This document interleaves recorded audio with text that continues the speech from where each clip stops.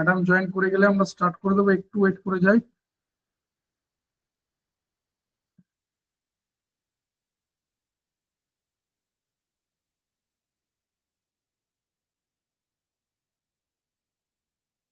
আগামীকাল অঙ্কের ক্লাস থাকবে, যেটা আমি বারবার জানিয়েছি, এবং আগামীকাল ক্লাসে আমি সবকিছু শেয়ার করে দেবো।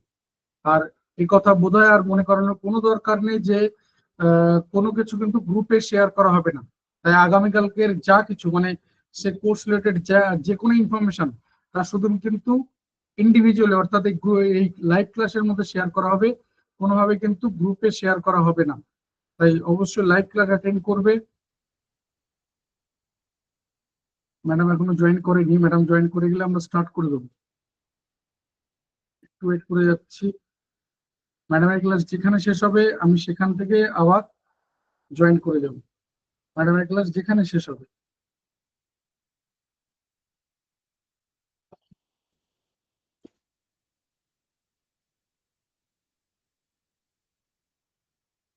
অডিও সবার কাছে ক্লিয়ার আছে? সবাই ঠিকঠাক শুনতে পাচ্ছ তো অডিও?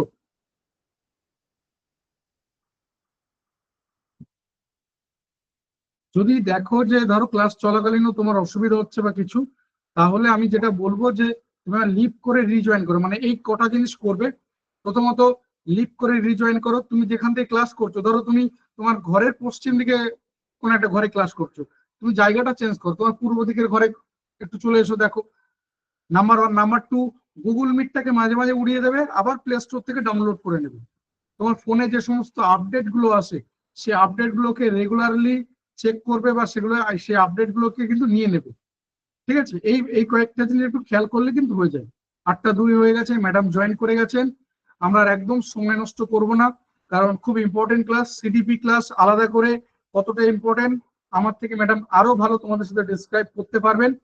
তো একটু মন দিয়ে শোনো। আবারও বলছি, কমেন্ট বক্সে অপ্রয়োজনীয় মেসেজ করার কোনো দরকার নেই। যতটুকু দরকার সেই মেসেজটাই করো, কারণ যারা ডিজার্ভিং ক্যান্ডিডেট হয়েছে তাদের জন্য কিন্তু খুব অসুবিধা হয়। গুড ইভিনিং ম্যাডাম, ওয়েলকাম ক্লাসে। এগুলো আপনি শেয়ার করতে পারবেন বা আনমিউট করতে পারবেন। আর ম্যাডামের ক্লাস যেখানে শেষ হবে আমি সেখান থেকে জয়েন করব। ম্যাডামের ক্লাস যেখান থেকে শেষ হবে আমি সেখান থেকে জয়েন করে সেখান থেকে কন্টিনিউ করব। অডিও নট ক্লিয়ার, জানি না, মানে বাকি এতজন সবাই বলছে হ্যাঁ ক্লিয়ার, তুই একজন বলছো, তাহলে কি করে বুঝবো?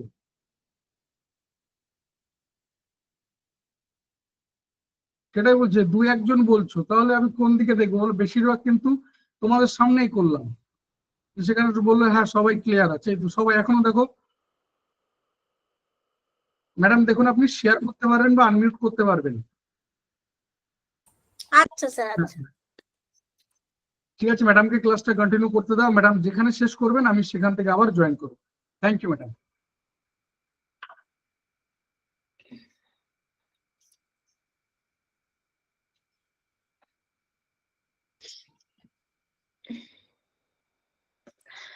Hello students, welcome to our class. আজকের ক্লাসে প্রত্যেককে অনেক অনেক স্বাগত, এবং আরো স্বাগত একটা এনার্জেটিক ক্লাসে।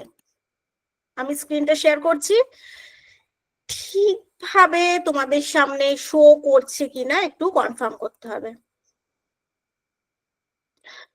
যেহেতু আজকে তোমাদের সঙ্গে আমার প্রথম ক্লাস, সেহেতু প্রথমে একটু সিলেবাসটা নিয়ে একটু আলোচনা করব। তো এবার একটু কনফার্ম করে দাও যে আমার স্ক্রিন এবং আমার অডিও সবটা ক্লিয়ার আছে কিনা।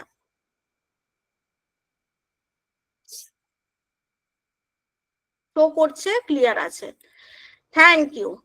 তাহলে শুরু করছি। দেখো, প্রথম কথা যে যারা ক্লাসে জয়েন করেছো তারা প্রত্যেকে ম্যাচিওর। সাবজেক্ট এবং সিলেবাস দুটো সম্পর্কেই তোমাদের ফুল কনসেপ্ট কিন্তু আছে। তাও আজকে যেহেতু আমাদের প্রথম দিনের ক্লাস, আমি সিলেবাসটা একটু আলোচনা করে নেব। প্রথমেই আজকে যেহেতু CDP, child development and pedagogy, তোমরা জানো যেটা সিলেবাসে রয়েছে চাইল্ড ডেভেলপমেন্ট, শিশুর বিকাশ। আচ্ছা, এটা আমরা এক কথায় সবাই জানি যে বিকাশ, শিশুর বিকাশ, শিক্ষার্থীর বিকাশ। তো বিকাশ কি? বিকাশ একটু মন দিয়ে শুনবে। আবার বলছি, প্রথম ক্লাস তো একটু জল ভাত মনে হতে পারে, প্রথম থেকে শুরু করছি, প্রথম সিঁড়িতে উঠছি, একটু জল ভাত মনে হবে। তবে ক্লাসে সব ক্ষেত্রে বলে থাকি, একটা ক্লাসে যেমন খুব জানা একটা শিক্ষার্থী থাকতে পারে, মিডিয়াম জানা একটা শিক্ষার্থী থাকতে পারে, আবার একটু অল্প জানা শিক্ষার্থীও থাকতে পারে। একটা ক্লাসের বৈশিষ্ট্য এটা। তো সকলের কাছে যাতে ক্লাসটা বোধগম্য হয় সেভাবেই উপস্থাপন করা হচ্ছে। একটু মনোযোগ সহকারে দেখো। লাস্টে কোনো কোয়েশ্চেন থাকলে কমেন্ট সেকশনে কমেন্ট করবে, আমি আনসার করবো। শিশুর বিকাশ, চাইল্ড ডেভেলপমেন্ট, ডেভেলপমেন্ট বা প্রচুর প্রচুর বিকাশ রয়েছে। শারীরিক বিকাশ, সামাজিক বিকাশ, বৌদ্ধিক বিকাশ, প্রাক্ষবিক বিকাশ, দৈহিক বিকাশ, যেটা শারীরিক বিকাশের মধ্যে অবশ্য পড়ছে, তারপর সাংস্কৃতিক বিকাশ, নৈতিক বিকাশ, প্রচুর প্রচুর প্রচুর বিকাশ রয়েছে। তা কোন বিকাশটা সব থেকে গুরুত্বপূর্ণ জানা আছে? সব থেকে যেটা ইম্পর্টেন্ট এবং সমস্ত এক্সামকে যেটা কভার করে সেটা হচ্ছে কগনিটিভ ডেভেলপমেন্ট। যদিও ডেভেলপমেন্ট বিষয়টাই ভীষণ গুরুত্বপূর্ণ। তো বিকাশের ধারণা, বিকাশটা কি, বিকাশ কি? আমরা প্রচুর প্রচুর প্রচুর এমসিকিউ পাই, প্রচুর জায়গায় প্রচুর রকম এমসিকিউ পাই। কোন একটা এমসিকিউ তোমাদের সামনে এরকম দেওয়া হলো যে একটা শিক্ষার্থী শারীরিক ভাবে হয়তো কোনো কারণে বাধাগ্রস্ত হয়েছে, যেটাকে আমরা বলতে পারি যে ম্যাচুরিয়েশন হয়নি। বলছি ম্যাচুরিয়েশন ব্যাপারটা হালকা করে বলে দেব। তো কোনো কারণে ম্যাচুরিয়েশনটা হয়নি, বাধাপ্রাপ্ত হয়েছে। আচ্ছা, তো তার বিকাশ কি থেমে থাকবে? জানা আছে কারোর? আমার এই প্রশ্নের উত্তর কি কারো জানা আছে? আমি যেটা জিজ্ঞেস করলাম। দেখো, আবারও আমি একটা কথা বলি, আমি কমেন্ট সেকশনে একটু দেখবো যে তোমরা কে কি উত্তর করছো। এখানে আর একটা কথা আমি বলবো তোমাদের কমেন্ট সেকশন পেতে পেতে, প্রত্যেক ক্লাসে এটা আমি বলে থাকি যে আমি যখন কোনো টপিকটাকে নিয়ে আলোচনা করছি, সেটা সিলেবাস হোক বা ডিটেলস, মানে এমনি ডিটেলস টপিক, আমি কিন্তু একটু পর পর এক একটা প্রশ্ন করব। প্রশ্ন করার উদ্দেশ্য নিশ্চয়ই তোমরা জানো, শিক্ষার্থীদের বিষয় সম্পর্কে বোধগম্যতা, শিক্ষার্থীদের বিষয় সম্পর্কে দক্ষতা, শিক্ষার্থীদের বিষয় সম্পর্কে পূর্ব অভিজ্ঞতা। তো তোমাদের যদি পূর্ব অভিজ্ঞতা, বিষয় সম্পর্কে দক্ষতা সম্পর্কে আমার জানা থাকে, বিষয়টা সেইভাবে আমি উপস্থাপন করতে পারবো। তো তোমরা প্রত্যেকেই বলছো না, ঠিক আছে, যদি কোনো কারণে তার শারীরিক বৃদ্ধি ঠিকঠাক না হয় তাহলে কিন্তু তার বিকাশ থেমে থাকবে না। তো বিকাশ হচ্ছে একটা সামগ্রিক এবং জটিল ব্যাপক একটা দিক। হ্যাঁ, আচ্ছা, নীতি সমূহের নীতি থাকবে বৃদ্ধি এবং পরিণমন।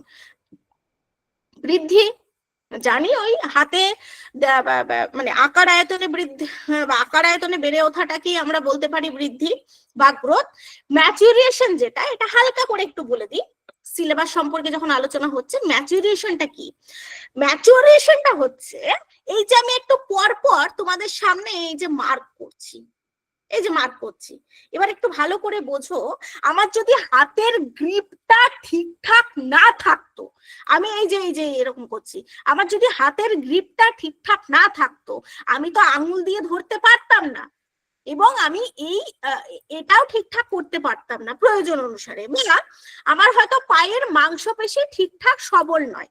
তো আমার যদি পায়ের মাংসপেশি ঠিকঠাক সবল না থাকে, তো সেক্ষেত্রে আমি কিন্তু ঠিকঠাক দৌড়াতে পারবো না, চলতে পারবো না।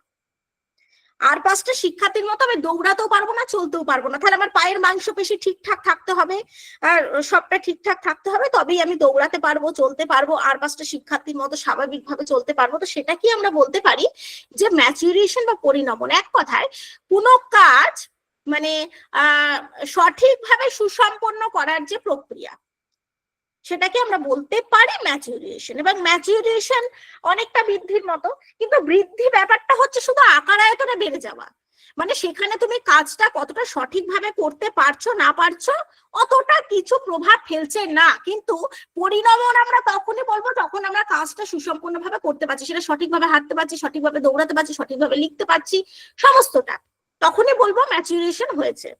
ঠিক আছে, গেল difference between growth and development, relationship of development with learning. ঠিক আছে, এটা রয়েছে।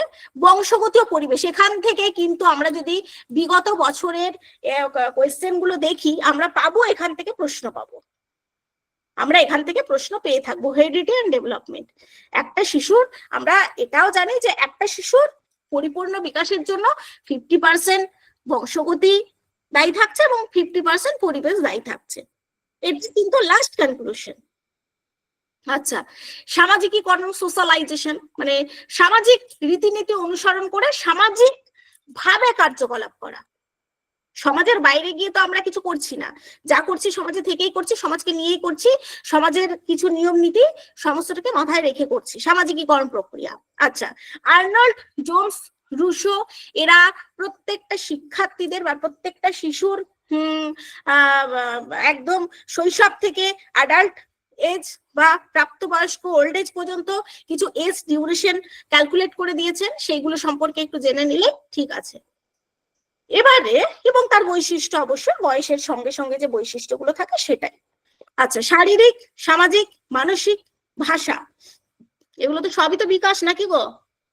সবই বিকাশ। ভাষা এবং প্রজ্ঞামূলক বিকাশ, যেটা থেকে প্রত্যেকবার এমসিকিউ আসে, সেটা তুমি টেটের কথা বলো আর সিটেটের কথা বলো, যার কথাই বলো, প্রজ্ঞা মানে কগনিটিভ ডেভেলপমেন্ট, প্রজ্ঞামূলক বিকাশ, যেটা পেঁয়াজে প্রতিবার এই জায়গাগুলো থেকে কিন্তু এমসিকিউ আসে। এবং আমি এটাও বলে রাখতে পারি, এইবারও এখান থেকে কিন্তু একটা দুটো এমসিকিউ থাকবে, সেটা টেট সিটেট যা কিছু যে যেটা দিয়ে থাকবে। কোহেলবার্গ, এই যে পেডাগজি, এত এত পেডাগজি পাই আমরা, পেডাগজিটা আমার মনে হয় 90% ডিপেন্ড করে হচ্ছে এই কোহেলবার্গকে, কোহেলবার্গের যে মোরাল ডেভেলপমেন্ট থিওরিটা রয়েছে তাকে কেন্দ্র করে।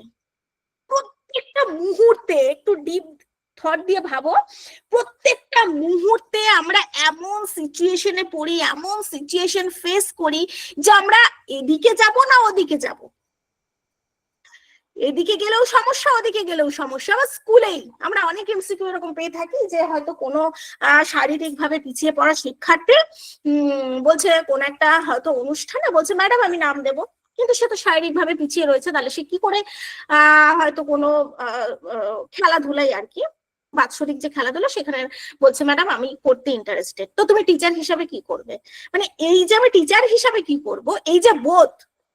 এবার যখনই এরকম কোনো প্রশ্ন আমরা পেয়ে থাকি পেডাগজি টাইপের কোনো প্রশ্নে, তখন আমি বলবো নিজেকে সেই জায়গায় বসাতে হবে এবং একজন পারফেক্ট শিক্ষক বা শিক্ষিকা হিসাবে আমি কি করতে পারি, কোনটা করলে সেটা বেস্ট হবে, একটা শিক্ষার্থীর জন্য বেস্ট হবে, আমার জন্য নয়, সেই সিদ্ধান্তটাই মেনে নেবো। সেই সিদ্ধান্তটা নেওয়ার জন্যই কিন্তু কোহেলবার্গের মোরাল ডেভেলপমেন্ট থিওরিটা আমাদের সিলেবাসে ইনক্লুড করা হয়েছে।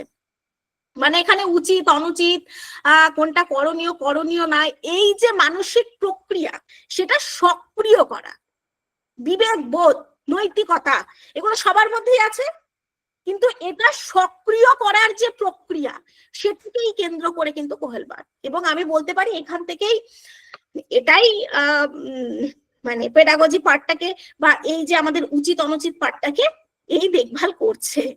এবং ভাইগটস্কি, সামাজিক সাংস্কৃতিক দিকে যে সব থেকে মানে সামাজিক সাংস্কৃতিক দিক বলে যে উত্তরটা আমাদের মাথায় আসে ভাইগটস্কি, এখান থেকে বিশেষ কিছু এমসিকিউ আমাদের আসে, zone of proximal development, scaffolding, এটাই সব থেকে মানে এই জায়গাগুলো একটু ধরে ধরে পড়ার আর কি। স্ক্যাফোল্ডিং কি, জোন অফ প্রক্সিমাল ডেভেলপমেন্ট কি, এছাড়া ভাইগটস্কি সামাজিক যে সাংস্কৃতিক দৃষ্টিভঙ্গি কি রয়েছে, নির্মিতিবাদ, এর বাইরে ভাইগটস্কি, মানে এই জায়গাটুকু কভার করলে এমসিকিউ আমরা কমন পাবো বলতে পারি।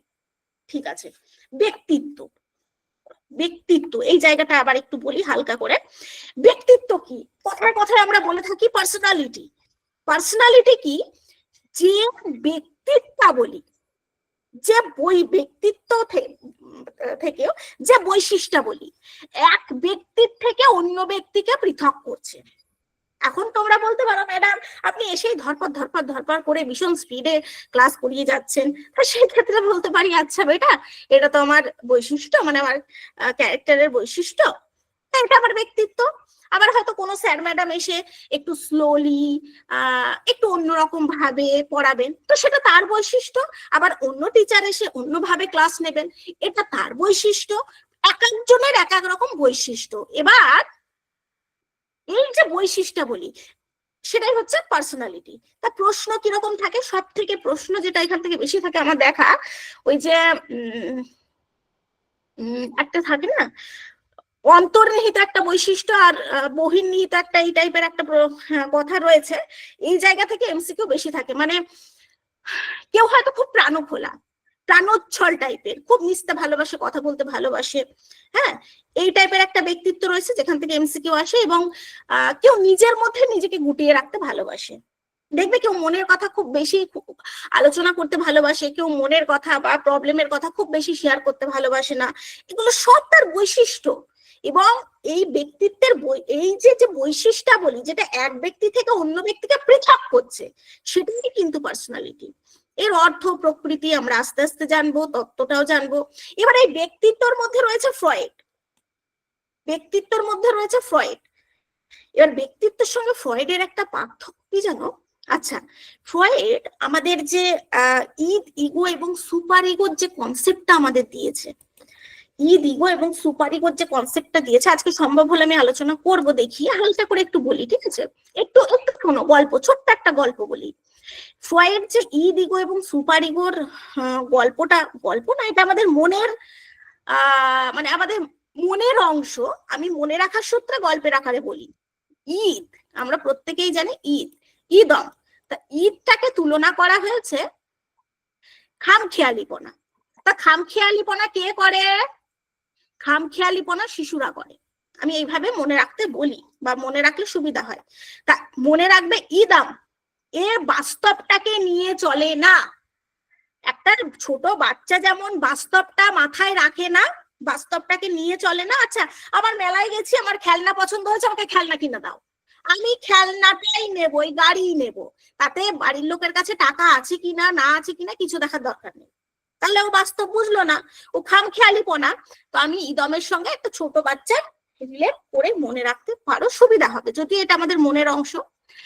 ইগো, আচ্ছা, নর্মালি আমরা ইগো বলতে একটা অহংকেন্দ্রিকতা বুঝি, কিন্তু এখানে ইগো জিনিসটা সম্পূর্ণ আলাদা। আমি কেন গল্পটা বলছি আমি একটু পরে বলছি, কারণ এই জায়গা থেকে প্রশ্ন আসে। ডিফেন্স মেকানিজম 2013-তেও এখান থেকে প্রশ্ন এসেছে টেটে, তো সেক্ষেত্রে আমি একটু আলোচনা করছি ইগো। আচ্ছা, ইগো হচ্ছে অহংকেন্দ্রিকতা, ঠিক আছে? এটাকে একটু সাইডে রাখো। আমি এটাকে নর্মালি আমি মনে রাখতে বলবো মাতৃত্বের সঙ্গে, মাতৃত্বের সঙ্গে। আচ্ছা, তো কেউ যখন দুষ্টুমি করে, কোনো বাচ্চা যখন দুষ্টুমি করে, তাকে কে সামলায়? কোনো বাচ্চা যখন দুষ্টুমি করে, বাস্তবতার বিরুদ্ধে যেতে চায়, খামখেয়ালিপনা করে, তাকে কে সামলায়? কে বলবে দেখি, একটু কমেন্ট সেকশনটা চেক করে নি ঝট করে। হ্যাঁ, এইটাই আমি বলতে চাইছি, মা সামলায়। তাহলে তোমরা, আমি আবারও বলছি, এগুলো মনের অংশ, এগুলো কিন্তু আমাদের মনের গল্প। আমি গল্পটা আস্তে আস্তে শুরু করছি, গল্পটা শেষ পর্যন্ত দেখো, ভালো লাগবে। তা মা সামলায়, তাহলে একটা জিনিস মনে রাখতে হবে, এই ইদমের খামখেয়ালিপনাটা সামলাচ্ছে ইগো, বোঝা গেল? আচ্ছা, তারপরে থাকে সুপার ইগো। আমি শুধু এসি লিখলাম, তোমরা একটু বুঝে নাও। সুপার ইগো, সুপার ইগো এ হচ্ছে ফ্রয়েডের মতে এর স্থান হচ্ছে বিবেকের কেন্দ্রস্থলে। এর রয়েছে বিবেকের কেন্দ্রস্থলে, মানে বিবেকের সর্বোচ্চ ঊর্ধ্বে রয়েছে সুপার ইগো। সুপার ইগোকে আমি মনে রাখতে বললাম, বা আমাদের যে বিবেক, বিবেক বোধ, নৈতিকতা, কর্তব্য পরায়ণতা, এটাকে আমি মনে রাখতে বললাম।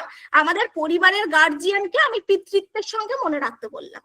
আচ্ছা, তো ছেলে ইদম মানে দুষ্টু ছেলে, যে বাস্তব মানে না, দুষ্টুমি করে, খামখেয়ালিপনা করে, এ কোথায় কি করছে, কোন বন্ধুদের সাথে মিশছে, মায়ের থেকে বেশি কিন্তু বাবা জানবে, তাই তো?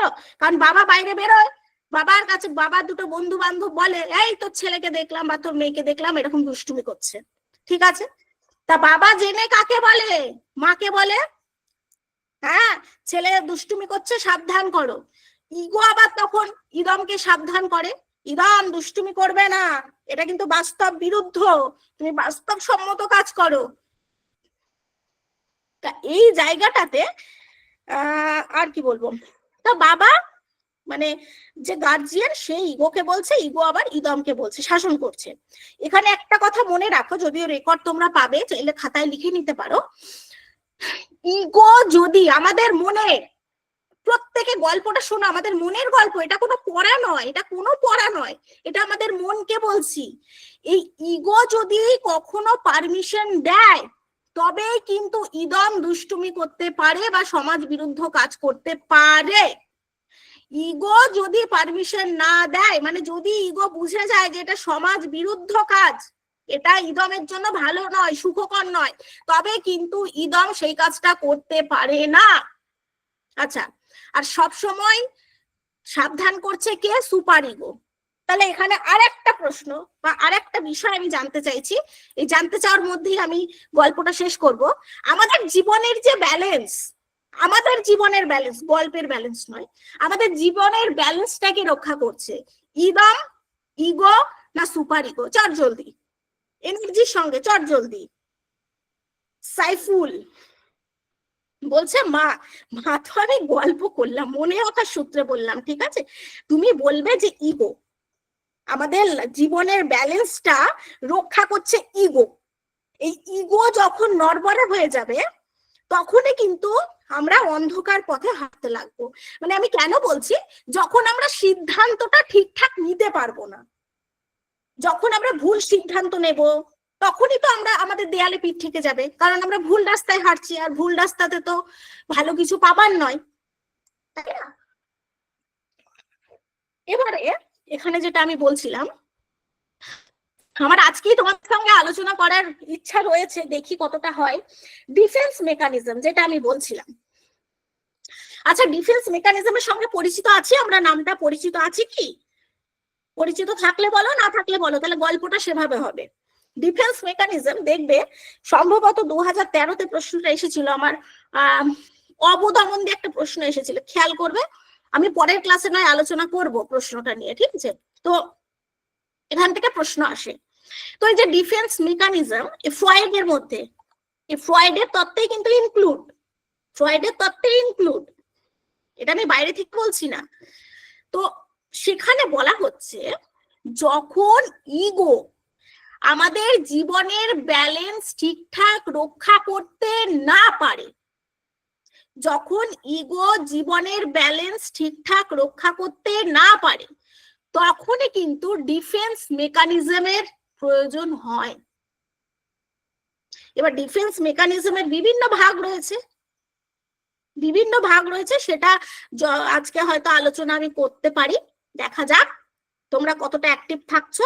না পরিচিত নেই, ওখান থেকে কিন্তু প্রশ্ন আসে, প্রশ্ন আসে, আমি তোমাদের সামনে আলোচনা করলে তোমরা বুঝতে পারবে কিরকম প্রশ্ন আসে, আমি আলোচনা করে দেবো, অসুবিধা নেই। যাই হোক, এটা ফ্রয়েডের মধ্যে ইনক্লুড। বুদ্ধি, বুদ্ধি স্পিয়ারম্যান, এগুলো তো আর গল্প করার কিছু নেই, এগুলো বাবা তত্ত্ব পড়তে হবে। থর্নডাইক, গিলফোর্ড, গার্ডনার, স্টার্নবার্গ, এগুলো একটু দেখে নেব। এবং আমি এই কথাটা তোমাদের দিচ্ছি, এগুলো এত সুন্দর এবং এত ইজিলি পড়বো, পড়ার পর তোমরা বলবে এ তো বহুত সোজা আছে। আচ্ছা, শিক্ষার্থীদের মধ্যে ব্যক্তিগত পার্থক্য, আচ্ছা, এবং শিখন প্রক্রিয়ায় এর শিক্ষাগত প্রভাব। দেখো, এই যে সব গতবার লাস্ট যে পরীক্ষা হলো, মানে বিগত টেটে প্রশ্ন এসেছিল যে অন্তর্ভুক্তিমূলক শিক্ষা, ইনক্লুসিভ এডুকেশন, এবং সেখানে দুটো প্রশ্ন নিয়ে চ্যালেঞ্জও হয়েছিল। সেই ইনক্লুসিভ এডুকেশনও কিন্তু এই কথাটা স্বীকার করছে। কি কথা? যে প্রত্যেকটা শিক্ষার্থীর থেকে আলাদা, তাদের ব্যক্তিগত চাহিদা আলাদা, তাদের বৌদ্ধিক ক্ষমতা আলাদা, তাদের পূর্ব অভিজ্ঞতা আলাদা, তাদের দক্ষতা আলাদা, কাজেই তাদের যে শিক্ষাদান প্রক্রিয়া সেটাও কিন্তু ভিন্ন ভেদে করতে হবে। একই শ্রেণী কক্ষে কিন্তু প্রত্যেকটা শিক্ষার্থীকে আলাদা কেয়ার করে বা তাদের বুঝে, তাদের অবজারভেশন করে। তো এই শিক্ষাগত প্রভাবটা একটু দেখে নেব। ইনক্লুসিভ এডুকেশন যেটা আমরা বলছিলাম, অন্তর্ভুক্তিমূলক শিক্ষা ধারণা এবং বিশেষ চাহিদা সম্পন্ন শিশু। এবার একটা জিনিস এখানে আমি বলি, মানে আমার এক্সপেরিয়েন্স, যে এই যে স্পেশাল চাইল্ড বলতে আমরা কি বুঝি, আমি অনেক ক্লাসে জিজ্ঞেস করেছি স্পেশাল চাইল্ড কি। তো শিক্ষার্থীরা উত্তর দেয়, ম্যাডাম যারা বিকলাঙ্গ। এই প্রশ্ন, এই উত্তরটা আমি বেশি পাই ম্যাক্সিমাম শিক্ষার্থীর থেকে। অবশ্য তোমাদের ক্ষেত্রে ভিন্ন হতেই পারে, তোমরা ঠিকঠাক বলতে পারো। এই স্পেশাল চাইল্ড তারাই যারা আর 5টা শিক্ষার্থীদের থেকে পিছিয়ে রয়েছে। ভালো করে বোঝো আমি কি বলতে চাইছি, মেইন কথাটা, তোমাদের কথা ঠিক, তবে যারা আর 5টা স্বাভাবিক শিক্ষার্থীদের থেকে পিছিয়ে রয়েছে তারা হচ্ছে স্পেশাল চাইল্ড। এখানে আরেকটা বিষয় খেয়াল করো, স্পেশাল চাইল্ড তারা কি শুধু শারীরিকভাবে প্রতিবন্ধী হতে পারে? না, তারা মানসিক ভাবেও প্রতিবন্ধী হতে পারে। প্রশ্ন আসতেই পারে। আচ্ছা, এবার হঠাৎ করে তুমি এমন একটা এমসিকিউ পেলে, হয়তো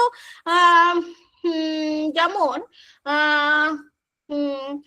যেমন কি বলবো, অ্যাটেনশন ডেফিসিয়েট হাইপার অ্যাক্টিভ ডিসঅর্ডার, এরকম একটা কথা আছে, যারা মানসিকভাবে চঞ্চল, মানে মানসিকভাবে এতটাই চঞ্চল ওরা 5 সেকেন্ড এক জায়গায় স্থির থাকে না। তাহলে আমি বলবো তাদেরও কিন্তু স্পেশাল এডুকেশনের দরকার আছে। শুধুমাত্র যারা শারীরিকভাবে পিছিয়ে রয়েছে তাদের জন্য নয়, মানে তাদের জন্য প্লাস যারা মানসিকভাবে ঠিক নেই, মানসিকভাবে কোনো কারণে ব্যাধিগ্রস্ত। অটিজম, তোমরা নামটার সঙ্গে প্রচুর পরিচিত। এখন ব্যাপক হারে মানে এই বিষয়টা খুব বেশি দেখা যাচ্ছে। অটিজম নিজের মতো থাকে, কিছু বাচ্চা দেখবে নিজের মতো, শ্রেণীকক্ষে এরকম বাচ্চা তুমি পেতেই পারো, নিজের মতো থাকবে, কারোর সাথে কথা বলবে না, কারোর সাথে কিছু শেয়ার করবে না, কাউকে কিছু মানে এক কথা বারবার রিপিট করে যাবে, আই কন্ট্যাক্ট করবে না, মানে তোমার চোখের দিকে সেই শিক্ষার্থী তাকাবে না, বিশেষ করে এক জায়গাতেই থাকবে, এবার সেরকম যে ইয়ে করবে তা নয়।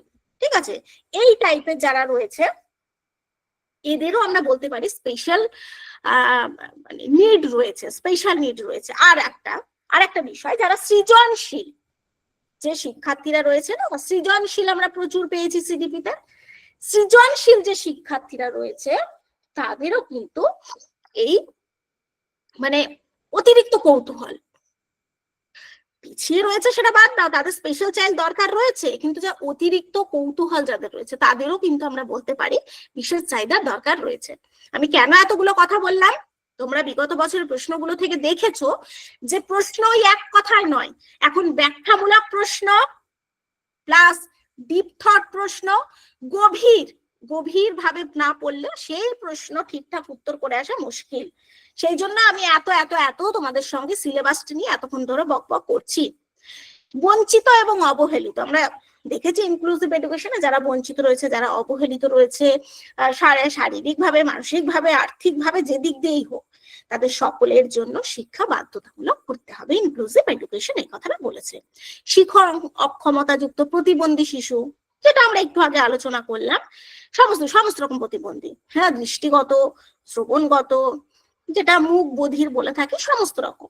এবার প্রতিভাবান, সৃজনশীল, ভিন্ন ক্ষমতা সম্পন্ন শিক্ষার্থী সবার জন্য কিন্তু এটা অ্যাভেলেবেল থাকবে। এবারে যেটা বিশেষ করে সিটেট এর ক্ষেত্রে দেখেছি, এই জায়গা থেকে খুব প্রশ্ন আসে, সামাজিক নির্মিত লিঙ্গ ভিত্তিক জেন্ডার, আর কি এক কথায় এই জেন্ডার থেকে খুব বেশি প্রশ্ন আসে।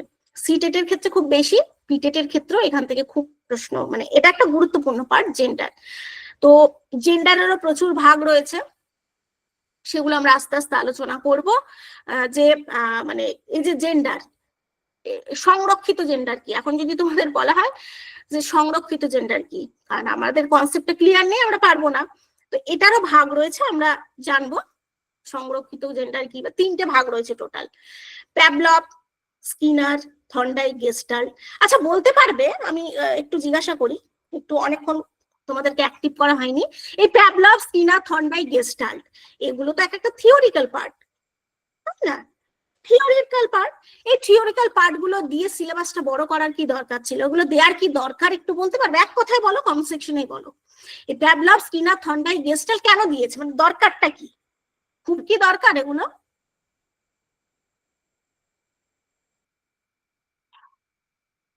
আচ্ছা, কনসেপ্ট বিল্ডিং, হ্যাঁ ঠিক আছে, অসুবিধা নেই। আর চীনা বলছে কনসেপ্ট বিল্ডিং, আর আচ্ছা কাজ করো তোমরা না, তোমাদের মনের ভাবটা বলতে থাকো, যেগুলো সিলেবাসে দেওয়ার দরকার কি, আমি ছোট্ট করে একটু করে গল্প করে বলে দিই, ছোট্ট গল্প শুনে নাও। প্যাভলভ, যেখানে প্যাভলভ একটা কুকুরকে নিয়ে পরীক্ষাটা করেছিলেন, আমি খুব নর্মালি বলছি, বাচ্চাদের মতো গল্প করে বলছি, একটু শোনো। প্যাভলভ, তো এই যে প্যাভলভ যে কুকুরকে নিয়ে পরীক্ষা করেছিলেন, যেখানে আমরা রেসপন্স দেখেছি, তারপরে স্টিমুলাস দেখেছি, উদ্দীপক দেখেছি, প্রতিক্রিয়া দেখেছি, তো এই যে উদ্দীপক, প্রতিক্রিয়া, এবং এটা কন্টিনিউ কন্টিনিউ কন্টিনিউ 7 দিন 8 দিন 10 দিন করার পর একটা অভ্যাস তৈরি হচ্ছে। খুব সিম্পলি বোঝো, বেশি ডিপে যাওয়ার দরকার নেই, ব্রেনে হেডেক দিয়ে লাভ নেই।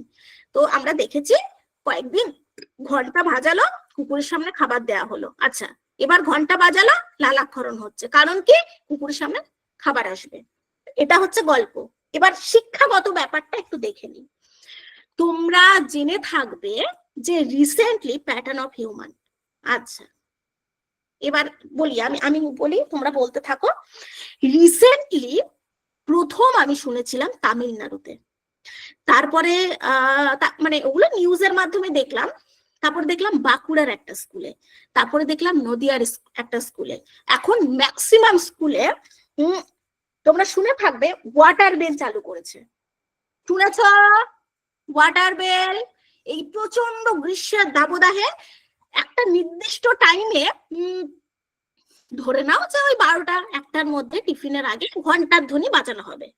আচ্ছা ঘন্টার ধ্বনিটাও সেম, 1 দিন 2 দিন 4 দিন 10 দিন বাজানো হলো, 11 দিনের দিন ঘন্টার ধ্বনি বাজানো হলো আর বাচ্চাদের বলা হলো যে জল খাও। এবার এটা কন্টিনিউ করার পর কি হবে? ঘন্টার ধ্বনি বাজবে, বাচ্চারা জল খাবে। একটা অভ্যাস। আর এই অভ্যাসটাকেই আমি সবসময় তোমাদের বলি অনুবর্তন, যেটা তোমরা প্রচুর পেয়ে থাকো সিডিপিতে। এই কথাটা কঠিন গিয়ে লাভ নেই, নর্মালি মনে রাখো অভ্যাস, সেটা হচ্ছে অনুবর্তন। তা এই যে ওয়াটার বেল, আচ্ছা 10টা বাজলেই ঢং ঢং ঢং বাচ্চারা বা শিক্ষার্থীরা ক্লাসে ঢুকে পড়বে, এটা একটা অভ্যাস। ক্লাসে টিচাররা ঢুকলেই বাচ্চারা উঠে দাঁড়াবে, good morning sir, good morning madam, অভ্যাস। একটা নির্দিষ্ট টাইমে ঘন্টা পড়বে, জল খাবে, অভ্যাস। তুমি ভোর 4টের সময় উঠে পড়তে বসছো, অভ্যাস। এই সবটা অনুবর্তন। এবার অভ্যাস বেসে আমাদের সাথে যেগুলো হয়ে থাকে সেটা সবটা কভার করছে প্যাভলভের প্রাচীন অনুবর্তন তত্ত্ব।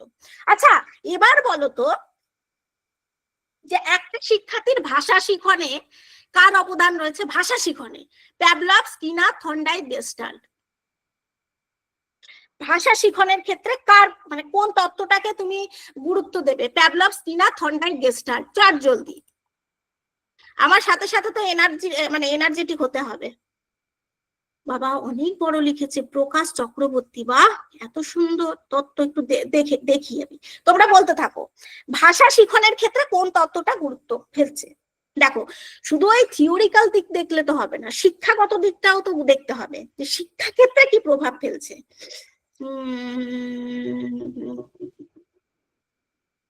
দৃষ্টিভঙ্গি পরিবর্তন আনবে।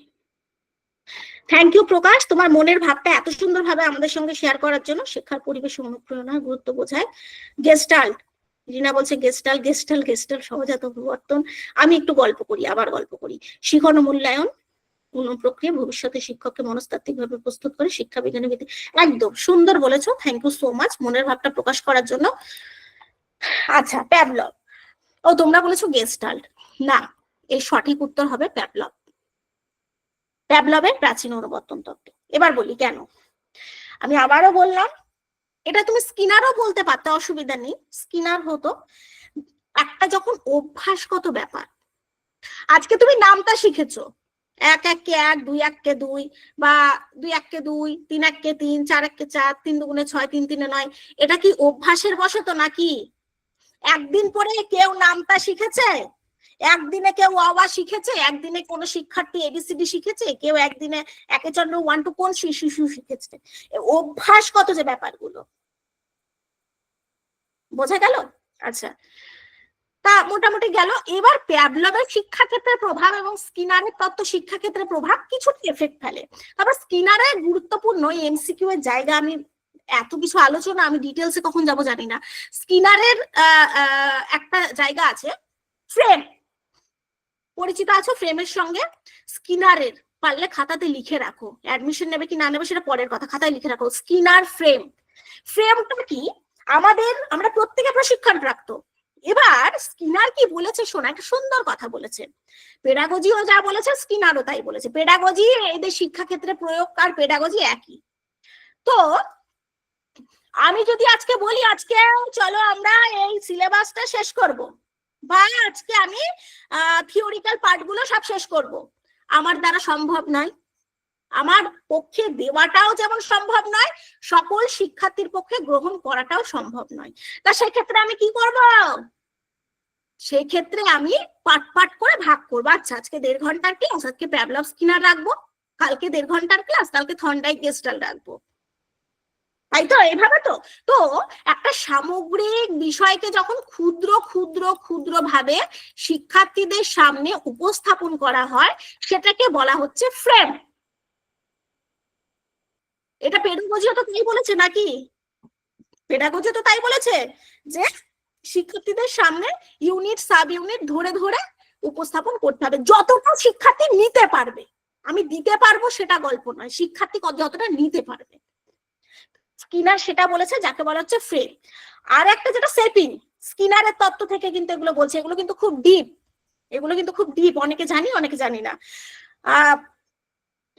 সেপিং ব্যাপারটা হচ্ছে শিক্ষার্থীদের আচরণগত যে প্রভাব, শিক্ষার্থীদের আচরণগত যে প্রভাবগুলোর উপর গুরুত্ব ফেলা হচ্ছে, সেটাকে বলা হচ্ছে সেপিং।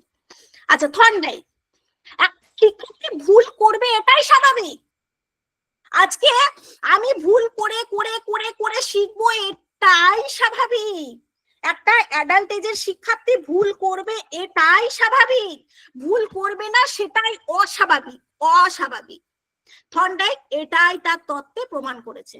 এবং ভুল করতে করতে করতে করতে একদিন যে ঠিক হবে, সেদিন সময়ও কম লাগবে, যেটাকে বলা হচ্ছে টাইম কাট, তোমরা জানো, তাই তো? এটাই বলা হচ্ছে যে শিক্ষার্থী ভুলের মধ্যে দিয়ে শিখবে। গল্পের মূল কথা এটাই। গেস্টাল্ট, যেটাকে বলে ইনসাইড লার্নিং। গেস্টাল্ট কি? একটা মনের অন্তর্দৃষ্টি, যেটা কিনা সামগ্রিক ভাবে হয়ে থাকে।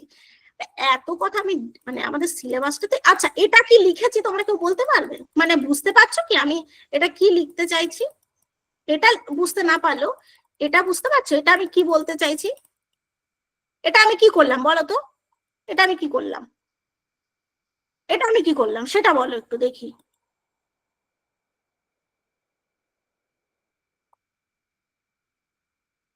অন্তর্দৃষ্টিমূলক শিখন, আচ্ছা ঠিক আছে, ছাড়ো। এটা তোমরা আশা করি প্রত্যেকে দেখতে পাচ্ছ যে এটা আমি একটা সার্কেল করার চেষ্টা করেছি। তোমরা নিশ্চয়ই কেউ এটা বলতে আসবে না যে ম্যাডাম আপনি তো এটা সার্কেল ঠিক করেননি, আপনি তো কতগুলো dot dot dot dot dot dot dot dot দিয়েছেন। এটা কেউ বলবে না। সামগ্রিক ভাবে যদি আমরা দেখি, তাহলে এটা নিশ্চয়ই তোমরা বলবে যে ম্যাডাম এটা তো আপনি একটা সার্কেল করেছেন, তাই না? তা আমরা যখন কোনো বিষয়কে সামগ্রিক ভাবে দেখি, তখন সেটা হচ্ছে গেস্টাল্ট তত্ত্ব, এবং এটা মনের দৃষ্টি, অন্তর্দৃষ্টি, সামগ্রিক ভাবেই আমরা সমস্যাটার সমাধান করে থাকি। এটাই ওয়ার্ডিমার কোহলার কুটকপকা ছিলেন। তো এই হচ্ছে ব্যাপার। এগুলো পেডাগজিক্যাল পার্ট, শিশু কেন্দ্রিক, শিক্ষার্থী কেন্দ্রিক, প্রগতিশীল শিক্ষা, এগুলো শিখনের পর্যায়, শিখনের স্তর, এটা জানতে হবে। আর নির্মিতিবাদ, আচ্ছা নির্মিতিবাদ কি বলতে পারবে? এটা একটু ভাঙি, কারো কোনো সমস্যা নেই তো? আমি খুব তাড়াতাড়ি আলোচনাটা শেষ করব। নির্মিতিবাদ, নির্মিতিবাদ কনস্ট্রাকটিভিজম, নির্মাণ। নির্মিতিবাদ হচ্ছে নির্মাণ। কিসের নির্মাণ? কে বলবে? নির্মিতিবাদ বা কনস্ট্রাকটিভিজমে বলছে নির্মিতিবাদ, নির্মাণ। নির্মাণ কিসের নির্মাণ? অবয়ব বা কাঠামো। আচ্ছা, কিসের নির্মাণ বলো? জ্ঞানের নির্মাণ। বাহ, এমডি সেলিম মন্ডল, সাইফুল রাজা সবাই বলছে জ্ঞানের, ভেরি গুড। আমি আর বিশেষ কিছুতে যাব না, জ্ঞানের নির্মাণ। আর রয়েছে 5E মডেল, ঠিক আছে? লাস্ট ডেটেও 5E মডেল থেকে প্রশ্ন এসেছিল আমরা জানি। প্রেষণা, মোটিভেশন, এটা সমস্ত টেটকেই কভার করবে বা সমস্ত জায়গাকেই কভার করবে। প্রেষণা, প্রেষণা বা মোটিভেশন আজকে। আচ্ছা, এখন একটু কম কম বলি, ডিটেলস যেতে হবে। বিভিন্ন রকম মেথড সেটা জানি, lecture method, discussion, Discovery, interactive, deductive, project, problem solving, এটা রয়েছে। ব্লুম ট্যাক্সোনমি, যেটা থেকে মনে হয় লাস্ট ডেট 2023-এও প্রশ্ন এসেছে ব্লুম থেকে, সেটাও আমরা ডিটেলস জানবো। Micro teaching, macro teaching, assessment. Assessment কি? ফর্মেটিভ, সামেটিভ, কম বেশি আশা করি তোমাদের জানা আছে। Formative, assessment, continuous comprehensive evaluation, এই জায়গাগুলো একটু দেখবো। শিক্ষার্থীদের শিখন প্রস্তুতি পরিমাপের জন্য প্রশ্নকরণ, formulating appropriate question for assessing readiness levels of learners. আর যেটা ডেলস কোন অফ এক্সপেরিয়েন্স, যদিও এটা কিন্তু আমাদের সিলেবাসে ইনক্লুড ছিল না, তোমরা জানো এটা কিন্তু সিলেবাসে ইনক্লুড ছিল না, কিন্তু তাও এটাকে আমরা সিলেবাসে এখন আলোচনা করব, যদি সম্ভব হয় আমি আজকে একটু আলোচনা করতে পারি। রেখেছি অনেক কিছু, দেখা যাক। ডেলস কোন অফ এক্সপেরিয়েন্স, যেখান থেকে লাস্ট ডেটে কিন্তু প্রশ্ন এসেছে, তাই তো? কাজে এটাতেও আমরা একটু প্রিপেয়ার হয়ে থাকবো। তো এই ছিল আমাদের আজকের সিলেবাস নিয়ে আলোচনা। আশা করি যথেষ্ট ডিপে গিয়েই আমি মোটামুটি আলোচনা করেছি। এবার একটু ডিটেলসে যাই তাহলে। আচ্ছা, ডেলসটা একটু আলোচনা করে নি, মানে এডগার ডেলটা একটু আলোচনা করে নি।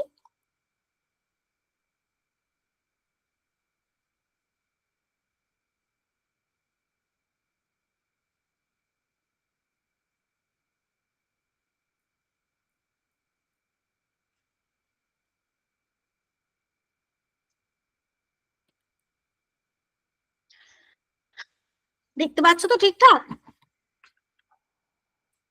এডগার ডেলটা একটু আলোচনা করি, কারণ এই জায়গাগুলো থেকে প্রশ্ন আসে।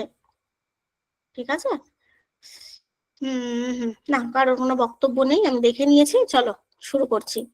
দেখো এখান থেকে কি প্রশ্ন আসে সেটা আগে একটু দেখে নি। এখান থেকে লাস্ট ডেটে যে প্রশ্নটা এসেছিল, এই প্রশ্নটা এসেছিল, এটার উত্তর কি হবে গো? কে বলবে? দেখা যাক। কেন বলছি, কারণ যে একটু কনসেপ্ট ক্লিয়ার আছে সে উত্তরটা দিতে পারবে। আর যারা আজকে আমার ক্লাসে নতুন বিষয়টা নিয়ে দেখছো তাদের একটু নতুন লাগবে, স্বাভাবিক। অভিজ্ঞতা তালিকা, নাটকলব্ধ অভিজ্ঞতা, প্রতিপালন, নকল অভিজ্ঞতা, প্রত্যক্ষ উদ্দেশ্যমূলক অভিজ্ঞতা। তবে আমি বলতে পারি, আমরা যদি একটু মন দিয়ে দেখি, মাত্র 10-15 মিনিট লাগবে এই টপিকটা শেষ করতে। এরপরে এখান থেকে যা প্রশ্ন দেবে পারবে, কারণ কোন কোন জায়গা থেকে প্রশ্ন আসে সেটা আমি বলে দেবো। মাত্র 2-3 জায়গা থেকে প্রশ্ন আসে, 2-3টে পেজ নিয়ে আমরা আলোচনা করব। এডগার ডেলের অভিজ্ঞতার শঙ্কুর সর্বোচ্চ 4টি ক্রমর ঊর্ধ্বক্রম কি হবে? দেখি কেউ অ্যান্সার করছে নাকি, একটু দেখে নি। তন্ময়, এটা পড়িয়ে দেব তো, পড়ানোর জন্যই আমি তোমাদের সামনে এনেছি বেটা, কিন্তু হ্যাঁ, এটা কিন্তু অনেকের কাছেই অজ্ঞ বলেই আমার মনে হচ্ছে। আসলে তোমাদের উত্তরের ভিত্তিতে আমি উত্তরটা একটু স্কিপ করে রাখলাম। ও, একজনও সঠিক উত্তর দিয়েছে আমি দেখলাম, তন্ময় না কি নাম, একজন সঠিক উত্তর দিয়েছে। যে অপশন ডি করেছে সে সঠিক করেছো। এবারে আমি একটু ডিটেলস চাই, তারপরে আমি উত্তরটা তোমাদের থেকেই নেব, আমি বলবো না, আমি উত্তর জানি না, মানে আমি এত ডিটেলস জানি না, তোমরাই উত্তর বলবে। চলো গল্প শুরু করছি। এডগার ডেলের গল্প। হাতি ঘোড়া কিচ্ছু কঠিন নয়, একটু মন দিয়ে দেখো। প্রথমে বেসিক কিছু জিনিস, যে এডগার ডেল 1985 মার্কিন যুক্তরাষ্ট্রের শিক্ষাবিদ ছিলেন। মার্কিন যুক্তরাষ্ট্রের তিনি অভিজ্ঞতার বিখ্যাত শঙ্কুটা তৈরি করেছিলেন। ডেল বিশ্ববিদ্যালয়ের শিক্ষার অধ্যাপক ছিলেন, শিক্ষা বিষয়ে তিনি অধ্যাপক ছিলেন। ডেলের অভিজ্ঞতার শঙ্কু, ডেলের অভিজ্ঞতার শঙ্কু, তার মানে একটা জিনিস দেখো, এডগার ডেল তার অভিজ্ঞতাটা প্রকাশ করেছে কিনা একটা শঙ্কুর মাধ্যমে, তাই তো? তার অভিজ্ঞতাটা প্রকাশ করেছে একটা শঙ্কুর মাধ্যমে। আচ্ছা, অভিজ্ঞতাটা আস্তে আস্তে শেয়ার করুক উনি, আমরা আস্তে আস্তে দেখি। নির্দেশমূলক নকশা এবং শেখার প্রক্রিয়া সম্পর্কিত বেশ কয়েকটা তথ্যকে তিনি অন্তর্ভুক্ত করেছেন। যে নির্দেশমূলক নকশা, তার নকশাটা কি রয়েছে এবং শিক্ষার্থীরা শেখে কিভাবে। আমরা যে শিক্ষার্থীদের টিচিং করব বা শেখাবো, বা আমরা মাইক্রো টিচিং ম্যাক্রো টিচিং করেছি, সেই শেখার প্রক্রিয়াটা কি সেটা তিনি আলোচনা করবেন আমাদের সঙ্গে। 1900 এডগার ডেল যে তত্ত্ব দিয়েছিলেন তাতে শিক্ষার্থীরা শুনে, পড়ে বা পর্যবেক্ষণের বিপরীতে, তাহলে লাইনগুলো দেখো তো কিরকম খ্যাটোম্যাটো বলছে, বা এখানে আমার নোটে রয়েছে, এডগার ডেল যে তত্ত্ব দিয়েছিলেন তাতে শিক্ষার্থীরা আমরা শুনে শুনে শিখি, কোনো অসুবিধা নেই। আমরা পড়াশোনা করে শিখি, জ্ঞান লাভ করি, কোনো অসুবিধা নেই। বা আমরা পর্যবেক্ষণের মাধ্যমেও শিখি, অবজারভেশন করেও শিখি, কোনো অসুবিধা নেই। কিন্তু এই তিনটে কথা ঠিক আছে, ভুল নয়। এর বিপরীতে শিক্ষার্থীরা আবার কিভাবে শেখে বলতো? এর বিপরীতে শিক্ষার্থীরা কিভাবে শেখে? যা করেন তার দ্বারা আরো তথ্য ধরে রাখে। তা সেই জায়গাটা কি, যে শুনে পড়ে পর্যবেক্ষণ করে যেভাবে শেখে তার বিপরীতে আরো বেশি করে শেখে। কিভাবে সেটা বলতে পারবে? কেউ জানলে শেয়ার করো, আমি বলছি, কেউ জানলে কমেন্ট সেকশনে শেয়ার করো। তার গবেষণায় অভিজ্ঞতার শঙ্কু বিকাশের দিক পরিচালিত করে। শঙ্কুটি মূলত 1946 সালে বিকশিত হয়েছিল, সেটা সবার সামনে প্রতিফলিত হয়েছিল এবং বিভিন্ন শিক্ষার অভিজ্ঞতা বর্ণনা করার উপায় হিসাবে তৈরি করা হয়েছিল। মূলত শঙ্কু সবচেয়ে কংক্রিট, মানে শঙ্কুর নিচ থেকে সবচেয়ে বিমূর্ত, শঙ্কু শীর্ষে অভিজ্ঞতার অগ্রগতি দেখা যায়। যেমন ম্যাসলোর তত্ত্ব। আচ্ছা, ম্যাসলোটা তো সবাই জানি, এতজন ক্লাস করছি, কিছু জন তো জানি। ম্যাসলোর তত্ত্বটা কিরকম ছিল? এরকম ছিল।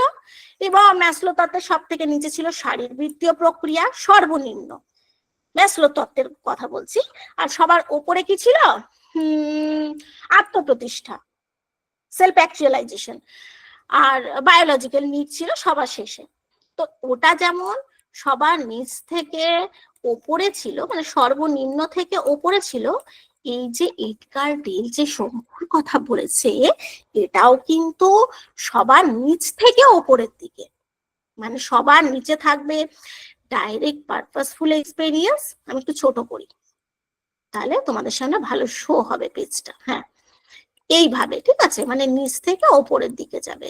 তাহলে সর্বনিম্নে কি রয়েছে বলো? অ্যাক্টিভলি বলতে হবে, এনার্জির সঙ্গে। ঘুমিয়ে ঘুমিয়ে ক্লাস হবে না, কিন্তু এনার্জি থাকতে হবে। বলো, সবার নিচে কি রয়েছে, সর্বনিম্নে কি রয়েছে, সর্ব ঊর্ধ্বে কি রয়েছে? সর্বনিম্নে কি রয়েছে, সর্ব ঊর্ধ্বে কি রয়েছে, দেখে বলো।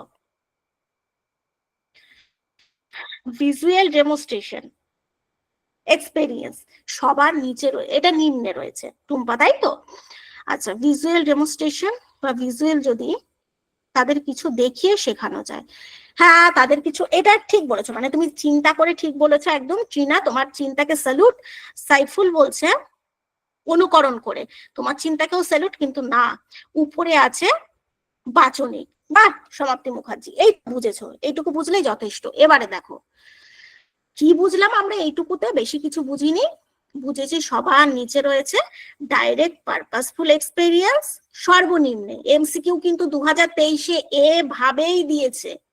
এবং আমরা এটা এই জন্য জেনে রাখছি যে পর্ষদের কোনো ঠিক নেই, পর্ষদ এখান থেকে আবার যদি পরের বছর প্রশ্ন তুলে দেয়, যাতে আমরা সঠিক উত্তরটা করে আসতে পারি, জেনে রাখছি আর কি, আমাদের নলেজে রেখে দিচ্ছি।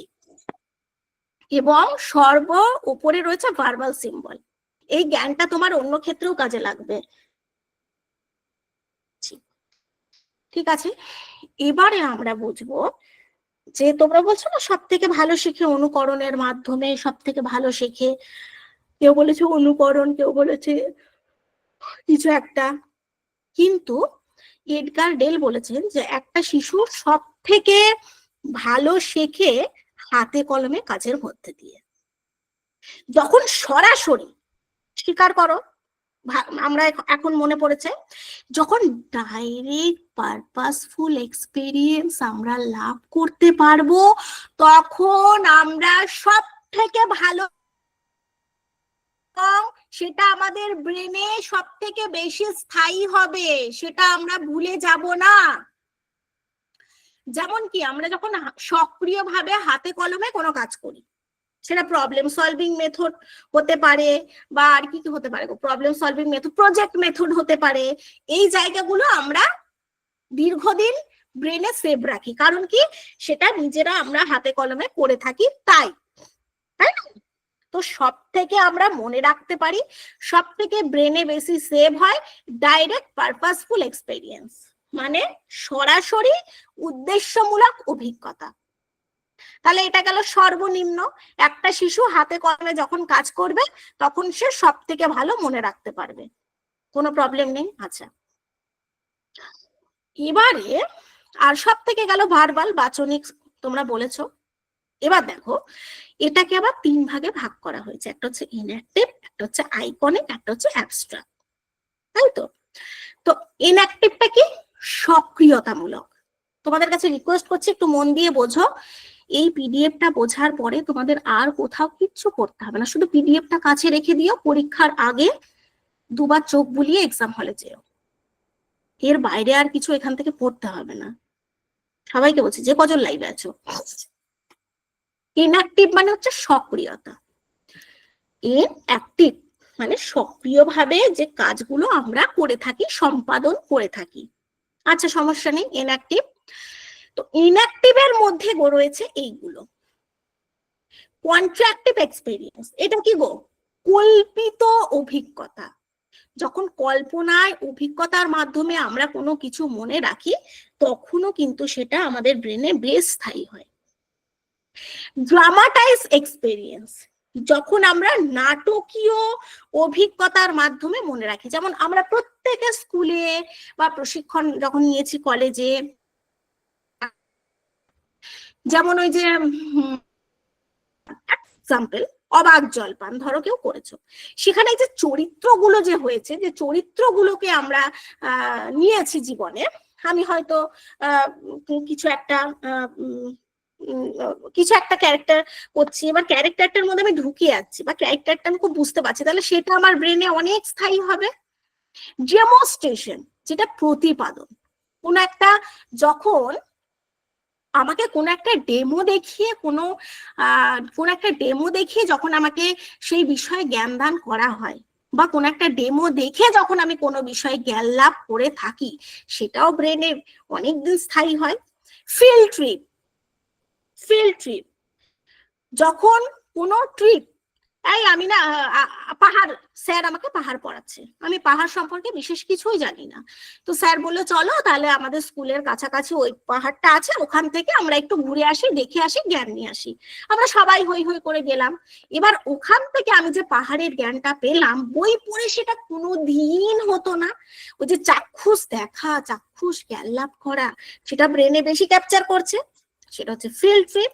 এক্সিবিশন মানে প্রদর্শনী, এটাও একটা শিক্ষামূলক ভ্রমণ বলা চলে। শিক্ষামূলকই ভ্রমণ, কোন একটা এক্সিবিশনে গেলাম, সেখানে নানা রকম জিনিস দেখলাম, সেখান থেকে যে জ্ঞানটা লাভ করলাম সেটা বই পড়ে সম্ভব হতো না। এগুলো সব সক্রিয়তামূলক। ইনঅ্যাক্টিভে আমি আসছি, ইনঅ্যাক্টিভ ডিটেলস আমি বলবো পুঁথিগতভাবে কি বলছে।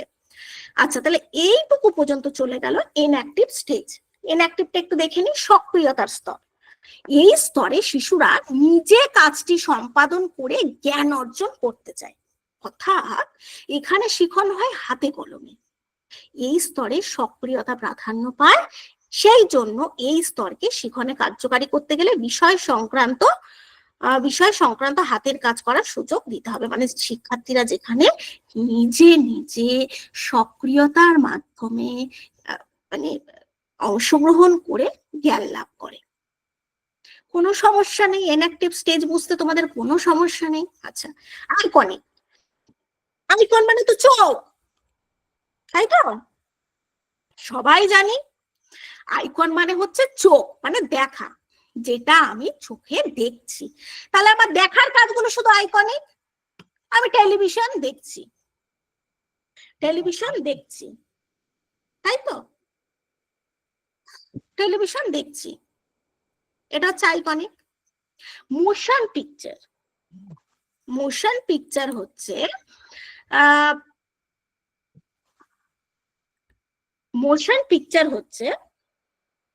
যখন কোন একটা ছবি দ্রুত চলে যায়। দেখবে যখন ধরো কোন একটা স্কুলে প্রজেক্টারে কোন একটা কাজ করাচ্ছে, প্রজেক্টারে। আচ্ছা, তো সেই প্রজেক্টারে যখন কাজ করাচ্ছে তখন পরপর ছবিগুলো স্কিপ করা হচ্ছে, পরপর ছবিগুলো এন্টার দিয়ে সরানো হচ্ছে। এটা হচ্ছে মোশন পিকচার, যেটা দ্রুত চলে যাচ্ছে। এটাও তো চোখের দ্বারা হচ্ছে, টেলিভিশনটাও চোখের দ্বারা হচ্ছে, অডিও এবং পিকচার যেটা দেখছি সেটাও চোখের দ্বারা দেখছি। এখানে অডিও প্লাস পিকচার, এখানে দুটো জ্ঞানেন্দ্রিয় কাজ করছে। তাহলে এইগুলো সব আইকনিক। অ্যাবস্ট্রাক্ট, বিমূর্ত, বিমূর্তটা কিন্তু অনেকটা বড় এজে হয়। মোটামুটি বিমূর্তটা আমরা পেঁয়াজের তত্ত্বতেও দেখেছি মোটামুটি, মানে আমরা যদি ওভারঅল ভাবেও দেখি 13-14 বছর বয়সের পর বা তারও পরে একটা শিক্ষার্থী অ্যাবস্ট্রাক্টটাকে ভালোভাবে অ্যাবস্ট্রাক্টটাকে ভালোভাবে কাজে লাগাতে পারে, তাই তো? ভার্বাল মানে বাচনিক, বাচনিক সিম্বল, মৌখিক প্রতীক আর কি, মৌখিক প্রতীক। অ্যাবস্ট্রাক্ট, ভিজুয়াল সিম্বল, শোনাগত। তাহলে এই দুটো হচ্ছে অ্যাবস্ট্রাক্ট বা বিমূর্ত। তাহলে আইকনিকটা এখানে একটু দেখে নিই। মূর্ততার স্তর, যেগুলো আমরা চোখে দেখতে পাই, এই স্তরে শিশু দৃষ্টিমূলক উদ্দীপকের সাহায্যে জ্ঞান অর্জন করে। এই স্তরে দৃশ্যমান মূর্ত, দৃশ্যমান আইকনিক যেটা দেখতে পাচ্ছি, মূর্ত বস্তু প্রাধান্য পায়, অর্থাৎ দৃষ্টিমূলক প্রত্যক্ষণই শিশুর জ্ঞানমূলক বিকাশকে বিশেষভাবে সাহায্য করে। এই স্তরে শিখনের জন্য দৃষ্টিমূলক উদ্দীপক বিশেষ প্রয়োজন। মেন কথা, কিছু মনে না থাকলে আইকনিক মানে দেখা, দেখে যে শিক্ষা লাভ করি সেটাই আইকনিক। এনঅ্যাক্টিভ, সক্রিয়তার মাধ্যমে, অংশগ্রহণের মাধ্যমে যে শিক্ষা লাভ করি এনঅ্যাক্টিভ। অ্যাবস্ট্রাক্ট, শুধুমাত্র শুনে বা বাচনিক মানে কথা, বাচনিক মানে তো কথা, ভার্বাল, ভার্বাল ভাবে যে জ্ঞান লাভ করি সেটা অ্যাবস্ট্রাক্ট, বিমূর্ত, যেটা আমরা দেখতে পারি না, ছুঁতে পারি না। এইটুকু পর্যন্ত তো ক্লিয়ার নাকি?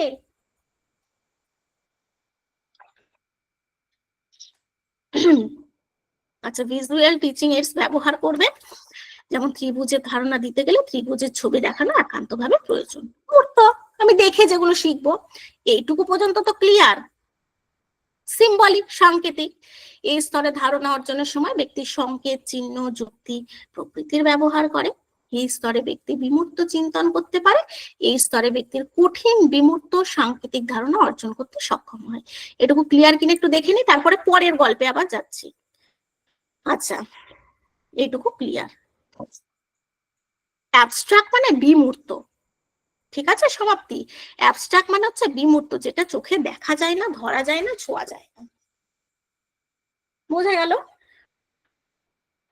আচ্ছা, এবারে এখানে সেটাই আছে যেটা আমরা এখানে দেখলাম, এখানে যেটা দেখেছি সেইটাই এটা বাংলায় কনভার্ট করে তোমাদের সামনে দেওয়া আছে। যেমন প্রত্যক্ষ উদ্দেশ্যমূলক অভিজ্ঞতা, ডাইরেক্ট পারপাসফুল এক্সপেরিয়েন্স, কল্পিত অভিজ্ঞতা, নাটকীয় অংশগ্রহণ, ডেমো, মাঠ ভ্রমণ, প্রদর্শনী, গতিসম্পন্ন ছবি, স্থির ছবি বা রেকর্ডিং, চাক্ষুষ প্রতীক যেগুলো অ্যাবস্ট্রাক্ট, মৌখিক প্রতীক, ভার্বাল। বোঝা গেল? আচ্ছা, এবারে আচ্ছা প্রশ্ন আমি আবার একবার অ্যানাউন্সমেন্ট করছি, প্রশ্ন এখান থেকে আসবে। মানে যদি আমাদের আসন্ন টেটে 2025-এ এডগার্ডেল থেকে কোনো প্রশ্ন পেয়ে থাকি, এই পেজটা মনে রাখবে যে সবার নিচে কি রয়েছে, তারপরে কি রয়েছে, তারপরে কি রয়েছে, তারপরে কি রয়েছে এবং সবার ওপরে কি রয়েছে। ঠিক আছে? এটা মনে রাখবে, সর্বনিম্নে রয়েছে ডাইরেক্ট পারপাসফুল এক্সপেরিয়েন্স এবং সর্বোচ্চ উপরে রয়েছে মৌখিক প্রতীক বা ভার্বাল সিম্বল বা ভিজুয়াল সিম্বল। এইটুকু মনে থাকবে, এটুকু মনে রেখো অন্তত। আচ্ছা, এবারে তোমাদের প্রথমেই যেটা বললাম যে একটা শিক্ষার্থী শুনে মনে রাখে, দেখে মনে রাখে, পর্যবেক্ষণ করে মনে রাখে, তাহলে কি করে মনে রাখলে সব থেকে বেশি কার্যকারী হয় সেটা আমরা বললাম যে যখন সক্রিয়ভাবে অংশগ্রহণ করে। এখানে কি বলছে দেখো, এই কথাটা কি বলছে, I see and I forget, আমি দেখলাম আমি ভুলে গেলাম। এটা কিন্তু পেডাগজিতেও গুরুত্বপূর্ণ। আমি দেখলাম আমি ভুলে গেলাম। I fear and I remember, আমি শুনলাম আমি মনে রাখলাম। আই ডু, আমি যখন করব তখনই কিন্তু আমি সেটা বুঝবো, যেটা কিনা বলেছে কনফুসিয়াস।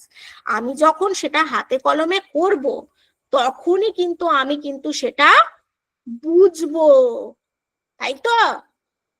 বোঝা গেল? যখন হাতে কলমে করব। তো যখন বলা হচ্ছে doing a dramatic presentation, simulating the real experience, doing the real thing, তখন কিন্তু সেটা 90% মনে থাকবে। What we say and do, আমি কি বলছি এবং করছি, যখন আমি সেটা করছি আমার সেটা 90% ব্রেনে সেভ হবে। বলছি শুনছি তখন সেটা 70% পার্টিসিপেশন, কথাবার্তা সেটা 70% সেভ হবে এবং শুনছি। Watching a movie, demonstration, Singh done on a location, যাই করি না কেন দেখছি শুনছি তখন 50% সেভ হবে প্রাণে। যখন সিং দেখি তখন সেটা 30% সেভ হবে। যখন আমরা শুনি তখন সেটা 20% সেভ হয়। আর যখন আমরা শুধুমাত্র পড়ি তখন সেটা 10% সেভ হয় ব্রেনে। উই টেন দ্য রিমেম্বার, এটা কিন্তু এডগার্ডেল বলেছে। এডগার্ডেলে এর বাইরে আর কিছু করার দরকার নেই, পেজটা মনে রাখলেই যথেষ্ট। এই দুটো পেজকে কভার করে এমসিকিউ করা হয় ম্যাক্সিমাম টাইম। আচ্ছা, তাহলে কারোর কোথাও কোনো সমস্যা নেই। এবার একটা দুটো এমসিকিউ দেখে নিই। ম্যাম আপনার ক্লাস খুব ভালো লাগছিল, সমস্যার জন্য ক্লাসটা কন্টিনিউ করতে পারছি না, আমি কি ক্লাস রেকর্ডিং পেতে পারি? হ্যাঁ, সম্ভবত স্যার ক্লাস রেকর্ড দিয়ে দেবে, সম্ভবত স্যার ক্লাস রেকর্ড দিয়ে দেবে। আমি জানি এই টাইমে অনেকের সমস্যা হতে পারে, অসুবিধা নেই, সম্ভবত স্যার নোটস এবং ক্লাস রেকর্ড দিয়ে দেবে। এই ক্ষেত্রে আমি ঠিক জানি না, এটা স্যার সম্ভবত দিয়ে দেয়। প্রশ্ন যেটা এবার তোমাদের থেকে আমি উত্তর কুড়বো, আমি কিন্তু কিছু জানি না। এবারে তোমরা বলো, তোমাদের থেকে আমি উত্তর কুড়োই, তোমরা বলো যে এবার তাহলে কি হবে, এবার সঠিক উত্তর কি হবে। অভিজ্ঞতা তালিকা, নাটকলব্ধ অভিজ্ঞতা, প্রতিপাদন, নকল অভিজ্ঞতা, প্রত্যক্ষ উদ্দেশ্যমূলক অভিজ্ঞতা। এটা 2023-এ এই প্রশ্নটাই ছিল। বলো, সাজাও, নিচের থেকে ওপরের দিকে সাজাও। আমি সবসময় বলেছি নিচের থেকে ওপরে যেতে হবে, ম্যাসলো তত্ত্বের মতো নিচের থেকে ওপরের দিকে যাও, দিয়ে সাজাও ঝটপট। এরপরে আমি একটু ডিফেন্স মেকানিজম নিয়েও তোমাদের সঙ্গে আলোচনা করব। তোমরা এখানে অ্যাডমিশন হবে কিনা সব আমার কোনো ইন্টারেস্ট নেই, কিন্তু যেটুকু ইম্পর্টেন্ট তথ্য আমি দিচ্ছি সেই তথ্যগুলো কিন্তু পিডিএফ রেখে দেবে, পিডিএফ রেখে দেবে, কাজে লাগবে। পিডিএফটা রেখে দেবে, পড়বে, পরীক্ষার 1-2 মাস আগেও পড়বে, কাজে লাগবে। সবাই এবার বলছে কিন্তু D. Very good, very good. এবার তোমাদের কাছ থেকে আমি উত্তর কুড়িয়ে নিলাম, অপশন ডি। পরের আরেকটা প্রশ্ন দেখে নেব। কেন দেখবো এই প্রশ্নটা, তোমরা বুঝেছো কিনা সেটা বোঝার জন্য। শেখার মডেলে আইকনিক কি প্রতিনিধিত্ব করে? একটা বিমূর্ত উপস্থাপনা, চিত্র বা দর্শন ভিত্তিক সিরিজ, চিহ্নের সিরিজ, অপশন ডি অল। চট জলদি একদম ঝড়ের গতিতে ভরিয়ে দাও, দেখি আমার কতজন শিক্ষার্থীকে বিষয়টা বোধগম্য হয়েছে, বা আমি নিজের দিক থেকে বেস্টটা দিতে পেরেছি, চেষ্টা করেছি, কতটা পেরেছি জানি না। চট জলদি ঝড়ের গতিতে উত্তর চাই। কোয়েশ্চেন নাম্বার দিল, আচ্ছা এটা বলছে অপশন বি, কণিকা বলছে, অর্ণব বলছে, নীলিমা, সৌরভ, সমাপ্তি, একদম ঝড়ের গতিতে উত্তর এসছে ডি। এই ডি কেন? অনেক আইকনিক মানে তো দৃষ্টিগত। আইকনিক তোমাদের কি বললাম আমি, ছেলে পুলে, আইকনিক মানে কি বললাম, দৃষ্টিগত তো, যেগুলো শুধু চোখ দিয়ে দেখা যায়। আচ্ছা অপশন বি, অনেকে ডি করেছো কেন বাবা, ডি কত? পরের প্রশ্ন এটা, তারপরে আমি অন্য টপিকে যাওয়ার চেষ্টা করব।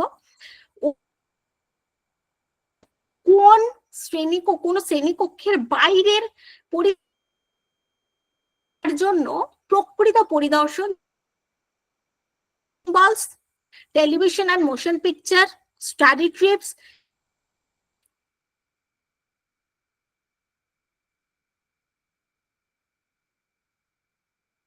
বলো। ঝড়ের গতিতে উত্তর চাই, ঝড়ের গতিতে। বলছে অপশন ডি, বর্ণশ্রী বলছে অপশন ডি, বর্ণাশ্রী বলছে অপশন ডি।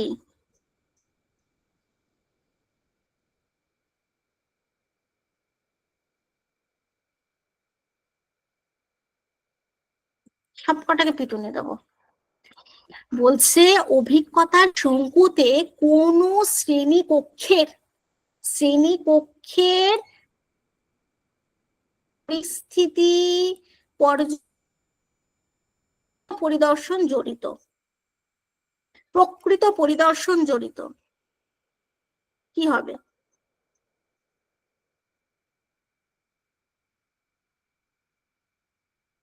সবাই তো দেখছি বলছে অপশন ডি।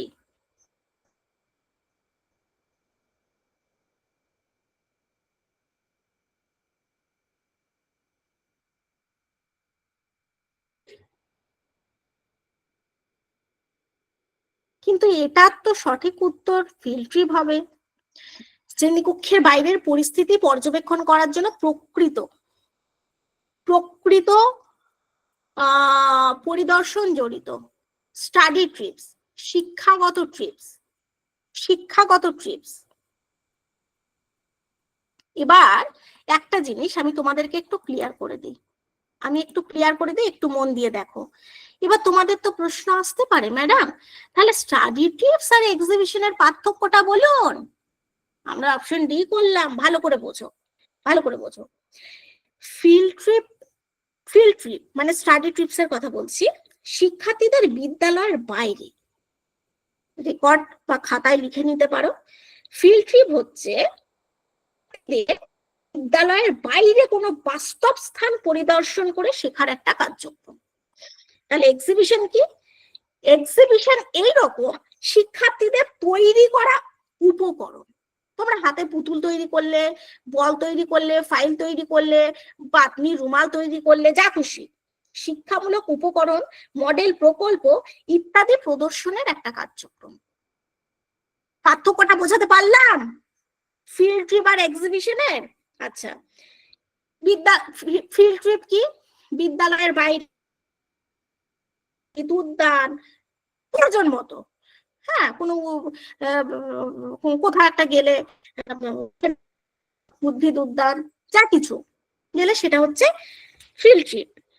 আর প্রদর্শনী কি? বিদ্যালয় বা কোনো নির্দিষ্ট প্রদর্শনী স্থানে, কোনো মেলাতেও হতে পারে, কোন একটা মেলা, সেখানে দেখবে অনেক সময় সবজি মেলা হয় শীতকালে, হয় না?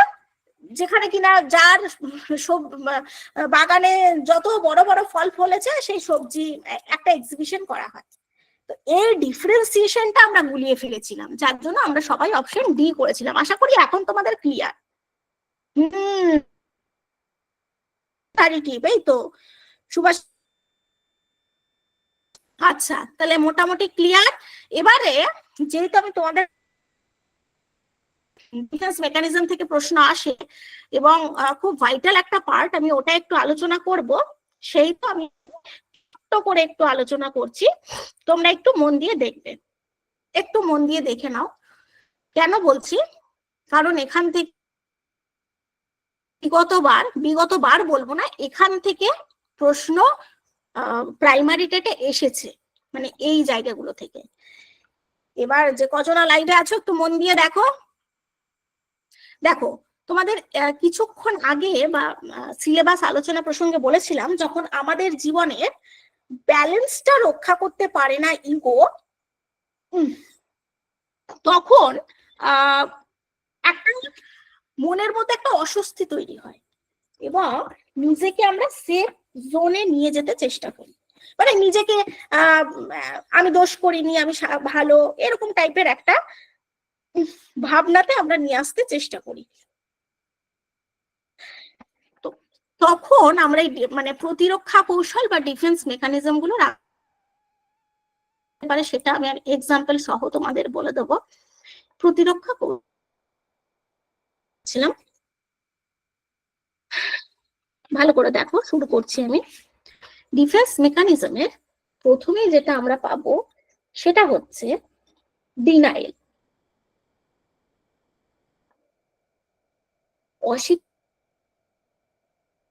আচ্ছা, আমি তোমাদের বলছিলাম আমি প্রশ্নটা পেলে তোমাদের সঙ্গে আলোচনা করবো। আমি প্রশ্নটা আমি একটু মুখে বলছি, তোমরা একটু শোনো।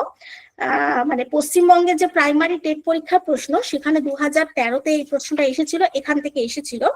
যে শ্রেণীকক্ষে, তোমার শ্রেণীকক্ষে মন দিয়ে শোনো, রেকর্ডটা পরে দেখে নেবে বা খাতায় লিখে নিতে পারো, যেটা বলছি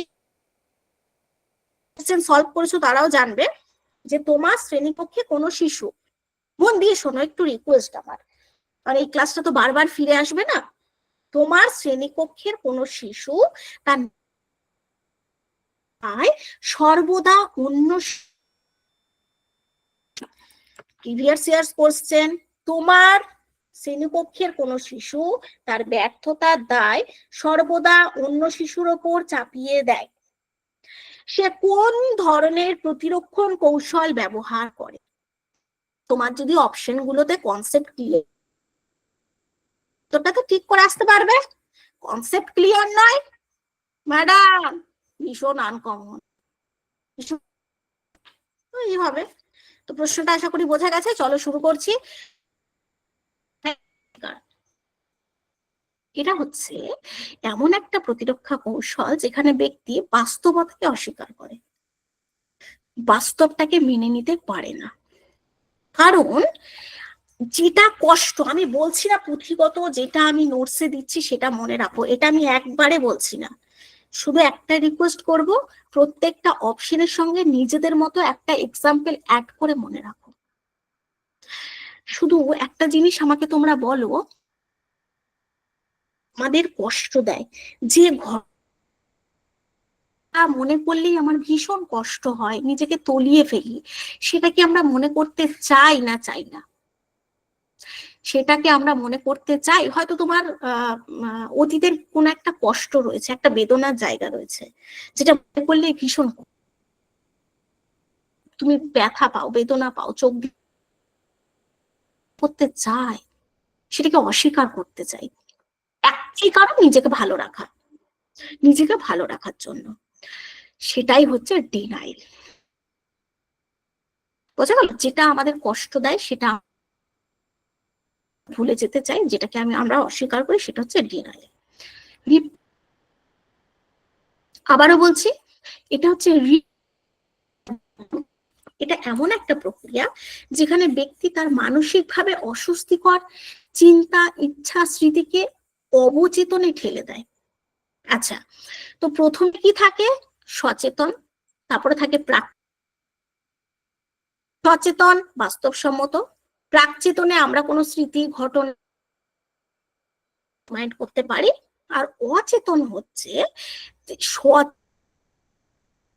আমরা বাস্তবে প্রতিফলিত করতে পারি না আকাঙ্ক্ষা, সেটা কোথায় চলে আসে? অচেতনে চলে আসে। একটা এক্সাম্পল বলো, তাহলে ছোট্ট করে একটা গল্প বলবো। আর অচেতনের এক্সাম্পলটা জানা আছে? এই সাউন্ড প্রবলেম কি বলছো?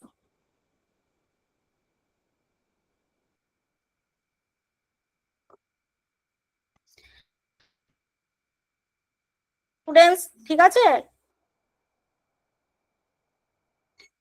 স্টুডেন্টস ঠিক আছে?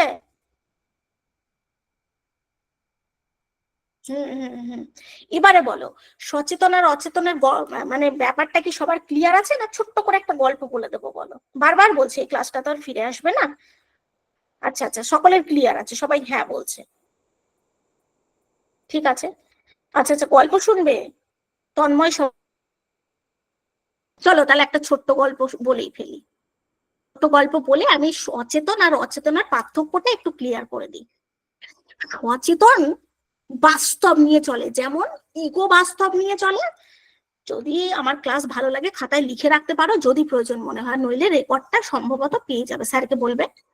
সচেতন বাস্তব নিয়ে চলতে ভালোবাসে, সবসময় বাস্তব। সচেতন মানে যার চেতন আছে সেই তো সচেতন। ফুলের খুব ইচ্ছা করলো যে একটা আইফোন কিনবে, তা সাইফুল করলো বাড়িতে, আমাকে দাও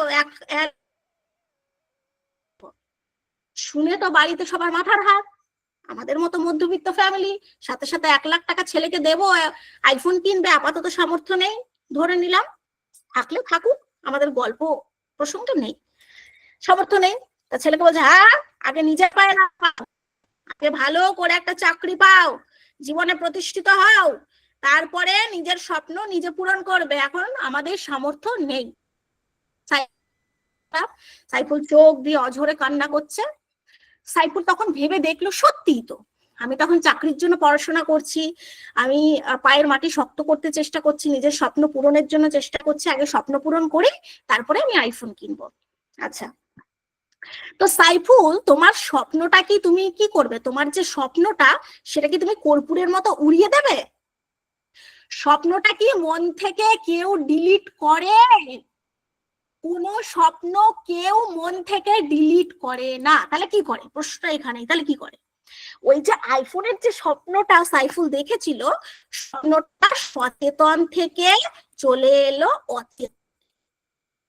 সচেতনের স্বপ্নটা দেখেছিল, কিন্তু যখন বাস্তবে ঠাঁই পেল না, যখন পারিবারিক সমস্যা রয়েছে, 1,00,000 টাকা দিয়ে অত টাকা দিয়ে এখন ফোন কেনার সামর্থ্য কোনো ক্রমে নেই, কারণ নেই, আমাদের মতো মধ্যবিত্ত ফ্যামিলিতে নাই থাকতে পারে, নেই, তখন সেই স্বপ্নটা কি হলো, সাইফুল ভালো নিজের পায়ে আগে দাঁড়ায়, তারপরে আমি নিজের টাকা দিয়ে আইফোন কিনবো, আর প্রেশার দেবো না। সাইফুলের স্বপ্নটা সাইফুল দমন করলো, রিপ্রেশন করলো। ভালো করে বলবো, স্বপ্নটা সাইফুল করলো, যেটা কিনা অচেতনে চলে এলো। এবার এখানে একটা ব্যাপার, যখন সচেতন থেকে অচেতনে চলে এলো, তাহলে নিশ্চয়ই স্বপ্নটা ডিলিট হলো না, স্বপ্নটা দমন হলো। বারবার বলছি, আমরা কোনো স্বপ্ন ডিলিট করি না, দমন করি। আর একটা কথা, তবে এই দমন করার পর কখনো কখনো কিন্তু সেটা সচেতন মনে গিয়ে চাড়া দেয়, মানে নাড়া দেয়, ইস ওর আইফোন আছে, আমার যদি একটা থাকতো, এই জিনিসটা হয়ে থাকে। এটা শুধু আইফোন না, আমি একটা মজা করে গল্প বললাম, এটা যে কোনো কিছুর সাথে রিলেট করে মনে রাখতে পারো, প্রত্যেকে বোঝো সবই, বুঝতে পারছো? তো এটাই হচ্ছে সচেতন আর অচেতনের গল্প। সচেতন থেকে যেগুলো বাস্তবে ঠাঁই পায় না, যখন কোনো সিদ্ধান্ত হতে পারে, কোনো ঘটনা হতে পারে যেটা বাস্তবসম্মত গিয়ে হয় না বা বাস্তবে প্রতিফলিত হয় না, তখন সচেতন থেকে অচেতনে চলে আসে। সেটা স্বপ্ন হোক, সেটা কোনো ইচ্ছা হোক, সেটা কোনো ঘটনা হোক, ঠিক আছে? এটাই হচ্ছে কনসাস মাইন্ড আর আনকনসাস মাইন্ডের ডিফারেন্সিয়েশন। আর যেটা মধ্যে থাকে প্রি কনসাস মাইন্ড, তাহলে প্রি কনসাস মাইন্ড কি? বিয়ে বাড়িতে গেছো, কাউকে দেখে খুব ভালো লাগলো, তো সেটি 2 দিন পর তুমি ইজিলি ভুলে যাবে, কতজনকে ভালো লাগে, কত সবার ব্যক্তিত্ব ভালো লাগে, কত সবার চালচলন ভালো লাগে, সবাই ভালো লাগে, আবার সময়ের সাথে সাথে ভুলে যায়। তো সেটা প্রি কনসাস মাইন্ডে চলে আসে, যেমন কোনো ঘটনা, স্মৃতি, এই টাইপের। চাইলে কিন্তু আমরা আবার রিমাইন্ড করতে পারি, মানে সবটা যে ব্রেন থেকে মুছে যায় তা কিন্তু নয়, আমরা চাইলে সেটাকে রিমাইন্ড করতে পারি। এটাই হচ্ছে প্রি কনসাস মাইন্ড। তো এই হচ্ছে ছোট্ট গল্প, চলে গেল, গল্প শেষ। প্রক্ষেপণ বা প্রজেকশন, যদি কেউ নিজের মধ্যে রাগ অনুভব করে, তবে সে মনে করতে পারে যে অন্যরা তার প্রতি রাগান্বিত। দেখবে আমাদের বর্তমান সমাজে আমরা হয়তো কাউকে সহ্য করতে পারি না, কাউকে দেখে ভীষণ রাগ হয়, হিংসা হয়, তা আমরা হয় না নিজের দৃষ্টিভঙ্গিতে অন্যকে বিচার করি। এটা তো আমাদের একটা স্বভাব, সহজাত স্বভাব, নিজের দৃষ্টিভঙ্গিতে অন্য কাউকে বিচার করি। তখন আমরা ভাবি আমি তো ওকে সহ্য করতে পারি না, মনে মনে হিংসা করি যে ও বোধহয় আমাকে হিংসা করে, সহ্য করতে পারে না। এটা হচ্ছে মানে প্রজেকশন, মানে চাপিয়ে দেওয়া, বুঝতে পেরেছো তো? প্রক্ষেপণ, আমি আমার দৃষ্টিভঙ্গিটা গিয়ে ওকে চাপিয়ে দিচ্ছি, আমি আমার দৃষ্টিভঙ্গিতে গিয়ে ওকে দেখছি। এটা হচ্ছে প্রক্ষেপণ বা প্রজেকশন। স্থানান্তর, স্থানান্তর কি?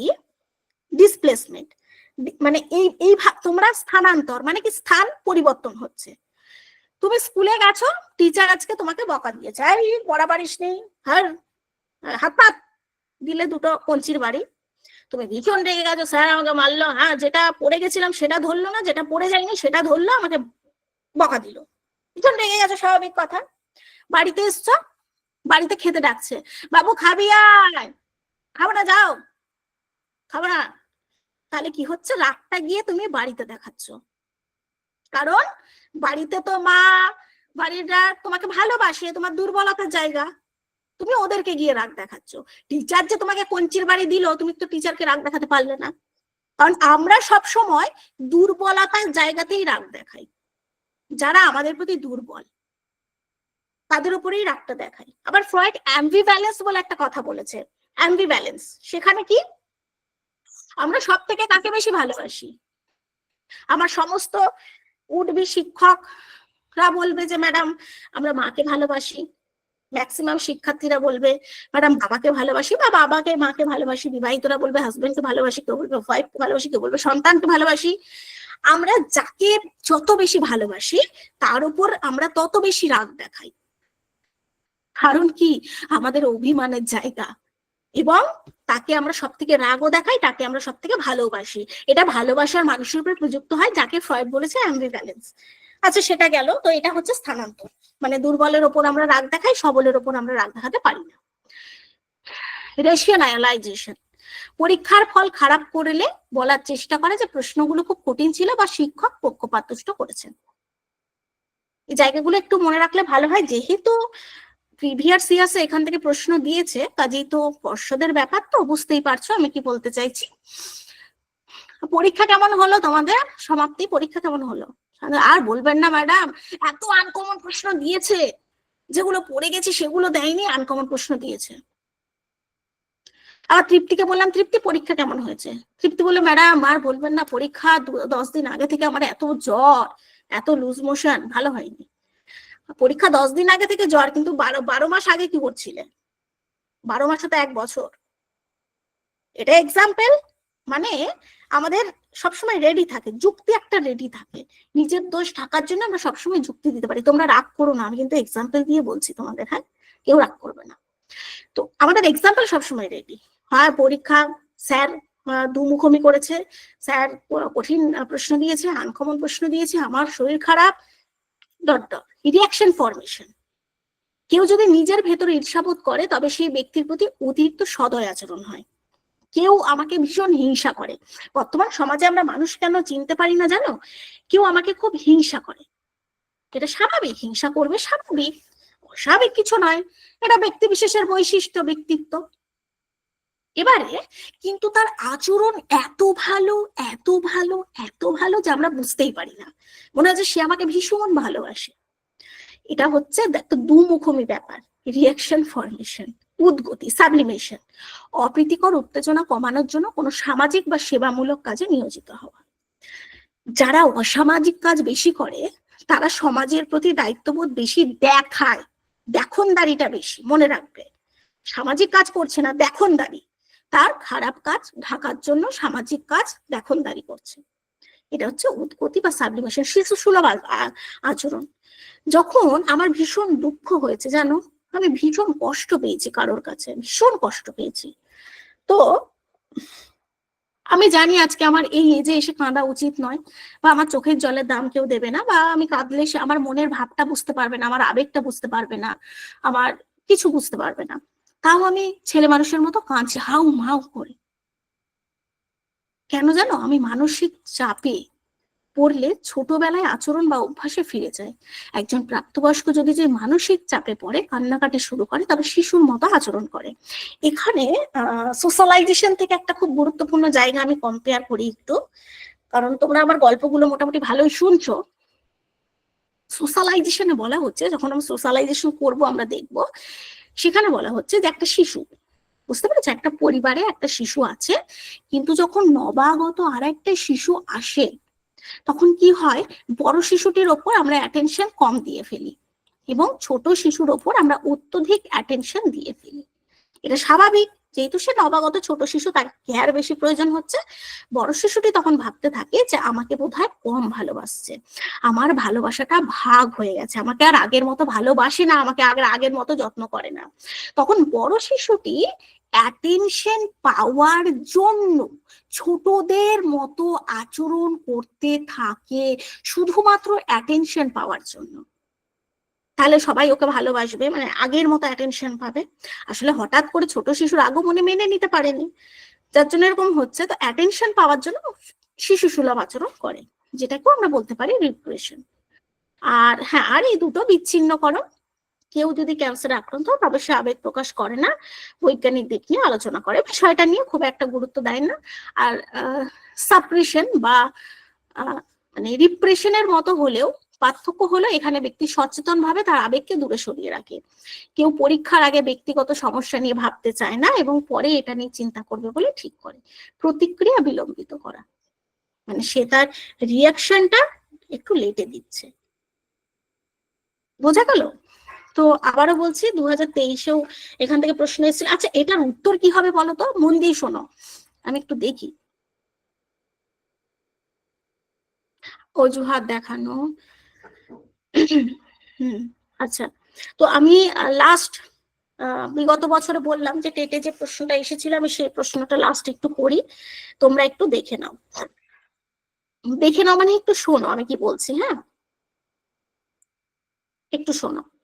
আচ্ছা, নোটস আবার এখানে একটু উল্লেখ করে দিই, notes Bengali plus English both ল্যাঙ্গুয়েজে তোমরা নোটস পাচ্ছ, সেটা এডগার ডেলি হোক, সেটা ডিফেন্স মেকানিজম হোক, সেটা সিলেবাস হোক, বোথ ল্যাঙ্গুয়েজ মানে টেট সিটেটের জন্য। তো এবারে আমি প্রশ্নটা করি, তোমরা উত্তর দাও যে তোমার শ্রেণীকক্ষের কোনো শিশু তার নিজের ব্যর্থতার দায় সর্বদা অন্য শিশুর উপর চাপিয়ে দেয়, সে কোন ধরনের প্রতিরক্ষণ কৌশল ব্যবহার করে, বলো উত্তর কি হবে?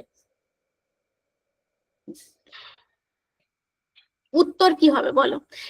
নিজের ব্যর্থতার দায় অন্যের ওপর চাপিয়ে দিচ্ছে।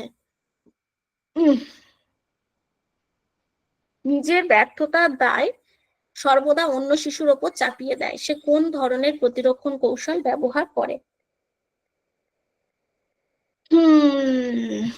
বলো।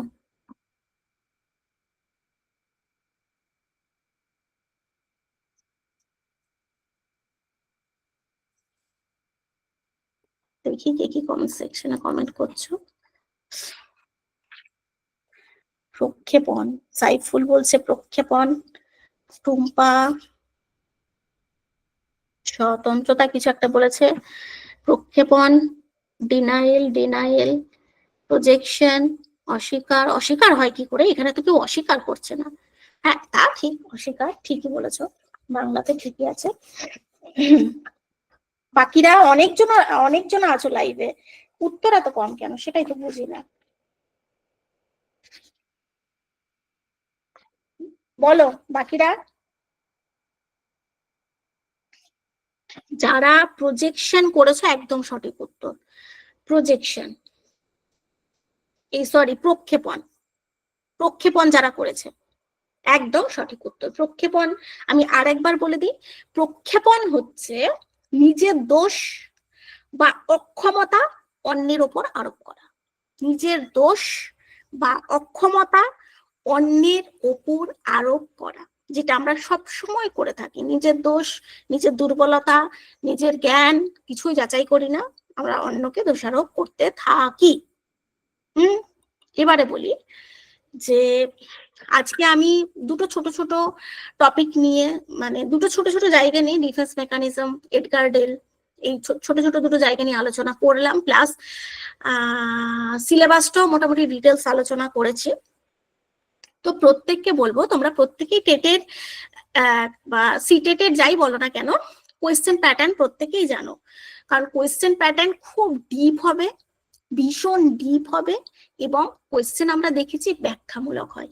কাজেই এতদিন যে এক কথায় প্রশ্ন বা এক টাইপের প্রশ্ন আমরা পেয়েছি, এখন সেরকম পাবো না, আমরা ডিপ থট প্রশ্ন পাবো, ব্যাখ্যামূলক প্রশ্ন পাবো, কনসেপচুয়াল প্রশ্ন পাবো।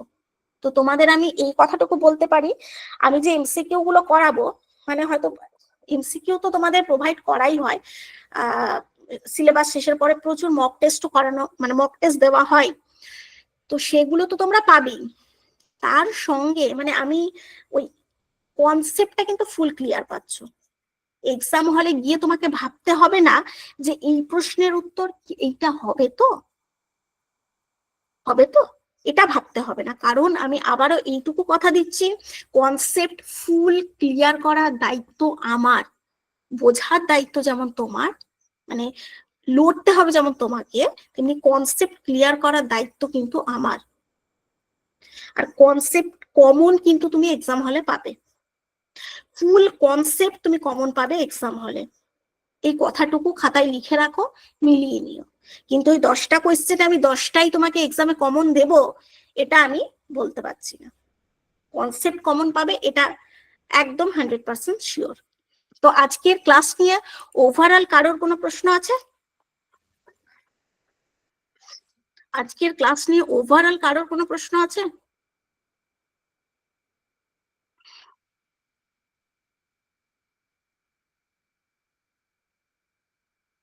আচ্ছা, ঠিক আছে। এই দুটো পিডিএফ গ্রুপে দিয়ে দেবেন, গ্রুপে পেয়ে যাবে, পিডিএফ গ্রুপে দিয়ে দেবে, অসুবিধা নেই। আচ্ছা, ক্লাস নিয়ে যেহেতু কারোর কোনো সমস্যা নেই, সবাইকে অসংখ্য ধন্যবাদ এতক্ষণ কোঅপারেট করার জন্য, ক্লাসটা মন দিয়ে দেখার জন্য। আবারও বলছি যে জায়গাগুলো নিয়ে আমরা আলোচনা করলাম, সেই জায়গাগুলো থেকে বিগত বছরের প্রশ্ন এসেছে, বিগত বছরে টেটে প্রশ্ন এসেছে, আমরা সেই জায়গাটাই ক্লিয়ার করলাম। এবার তোমরা 1 থেকে 2 বার বুঝে বুঝে পড়ো, এখান থেকে যা খুশি তাই প্রশ্ন দিক, পর্ষদে যা খুশি তাই প্রশ্ন দিক, তোমাদের ফুল কনফিডেন্স যে তোমরা পারবে, শুধু 1-2 বার একটু পড়তে হবে, একদম তো নতুন। ঠিক আছে, সকলে ভালো থাকো, সুস্থ থাকো। আশা করছি তোমাদের সঙ্গে পরের ক্লাসে আমার দেখা হবে, পরের ক্লাসে আবার আমরা এভাবেই আলোচনা করতে পারবো। খুব ভালো লাগলো আজকে ক্লাস করে। স্যার, আপনি কি জয়েন হয়েছেন? হ্যাঁ ম্যাডাম, আমি আছি। আচ্ছা, ঠিক আছে স্যার। Thank you madam. যখন, আচ্ছা, শুভজিৎ বলেছে, দেখো যখন আমরা সিলেবাসটা ধরে আলোচনা করব, প্রথম থেকে একদম আলোচনা করব, যেহেতু সিলেবাসটা শুরু হচ্ছে বৃদ্ধি বিকাশ থেকে, সেখান থেকে পরপর পরপর পরপরই শুরু হবে, ওভাবেই আমাদের ক্লাসগুলো হয়। আজকে যেহেতু প্রথম ক্লাস, তোমাদের সঙ্গে একটা আলোচনামূলক ক্লাস ছিল আজকে আমার, গল্পের ছলে যতটা আমরা আজকে আলোচনা করলাম, প্রথম ক্লাস। ঠিক আছে, যখন তুমি আসতে মানে যখন তুমি আমরা অ্যাকচুয়াল ক্লাসগুলো দিয়ে থাকবো, তখন সেটা সিলেবাস ধরেই হয়। আচ্ছা স্যার, ঠিক আছে, আপনি বলুন। Thank you madam. একবার একটু গ্রুপটা ওপেন করেছি, যদি তোমরা একটু গ্রুপে তোমাদের ফিডব্যাক শেয়ার করো। আমি গ্রুপটা ওপেন করে দিচ্ছি। আমার স্ক্রিনটা বন্ধ করবো?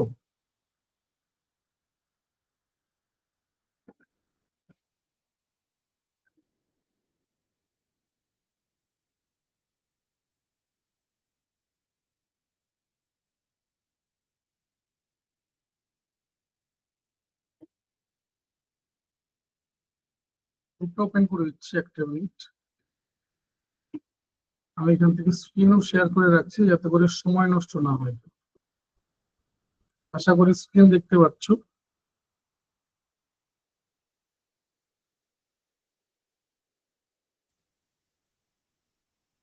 গ্রুপটা ওপেন করে দিই। আশা করি সবার কাছে স্ক্রিন ক্লিয়ার আছে, তাই তো?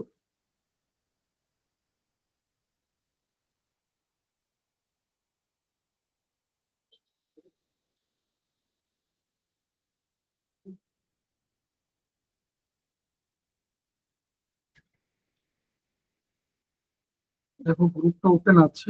একটু যদি একটা সেন্টেন্সে তোমাদের ফিডব্যাক শেয়ার করো। গ্রুপটা ওপেন আছে, দেখো। একটু যদি একটা দুটো সেন্টেন্সে তোমাদের ফিডব্যাক শেয়ার করো।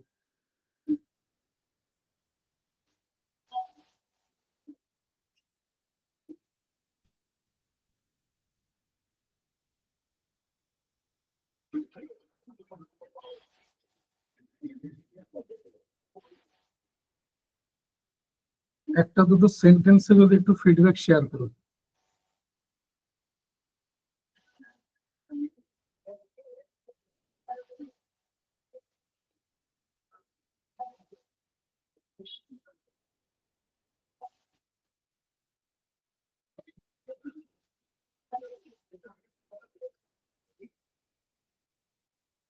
একটু যদি একটা দুটো সেন্টেন্সে যদি একটু ফিডব্যাক শেয়ার করো। দেখো, গ্রুপটা ওপেন আছে।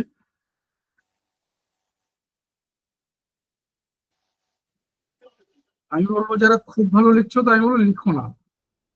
এটা লিখতেই হবে, তোমাকে ফিডব্যাক দিতেই হবে, এমন কোনো কথা নেই। কেউ দিব্যি দেয়নি, বিশ্বাস করো। তুমি লিখো না, আমি বলবো 4-5 জন লেখো, তাতেই চলবে। 4-5 জন লেখো, তাতেই চলবে, সবাই লিখো না। আমি বারণ করে দেবো তোমাকে কষ্ট করতে। এনার্জি রেখে দাও, কাজে লাগবে। এনার্জি গুলো স্টোর করে রাখো, কাজে লাগবে। আবারও বলছি, সবাই লিখো না, প্লিজ, সবাই লিখো না। সবার লেখার দরকার নেই। 1.5 ঘন্টা ক্লাসের পর যদি 1.5 লাইনও লিখতে না পারো, আমি বলবো লেখার দরকার নেই। আবার বলছি, তোমার ফিডব্যাকের উপর কোনো কিছু ডিপেন্ড করে না। তুমি ফিডব্যাক না দিলেও তোমার কাছে রেকর্ডিং ক্লাস পিডিএফ নোটস যাবে। তুমি এখানে ভালো লিখলেও যাবে, খারাপ লিখলেও। কেউ যদি খারাপ বলে, আমি প্রথম দিন থেকে বলে এসেছি, ফিডব্যাক মানে শুধুমাত্র ভালো না, তোমার যদি কোথাও খারাপ মনে হচ্ছে সেটাও তুমি লিখতে পারো। কিন্তু যদি একটা দুটো সেন্টেন্স লিখ, আদারওয়াইজ বোঝা যায় না কিছু। খুব ভালো, ভালো, দারুণ, এটাতে কিছু বোঝা যায় না।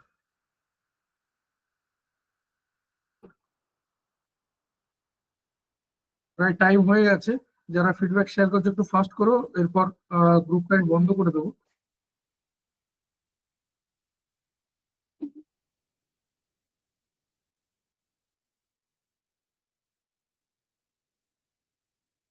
একটু ফাস্ট করো, তারপর গ্রুপটা বন্ধ করে দেবো। অলরেডি প্রায় 2 মিনিট হতে চললো।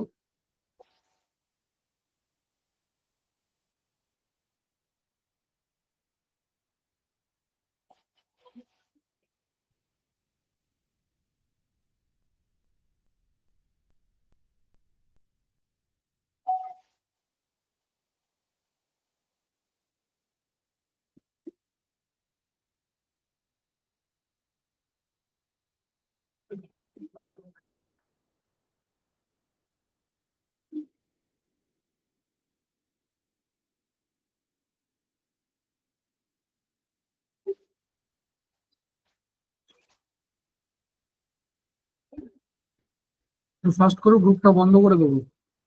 যারা শেয়ার করছে একটু ফাস্ট করো, গ্রুপটা বন্ধ করে দেবো। একটু প্লিজ ফাস্ট করো, গ্রুপটা বন্ধ করে দেবো। টাইম হয়ে গেছে।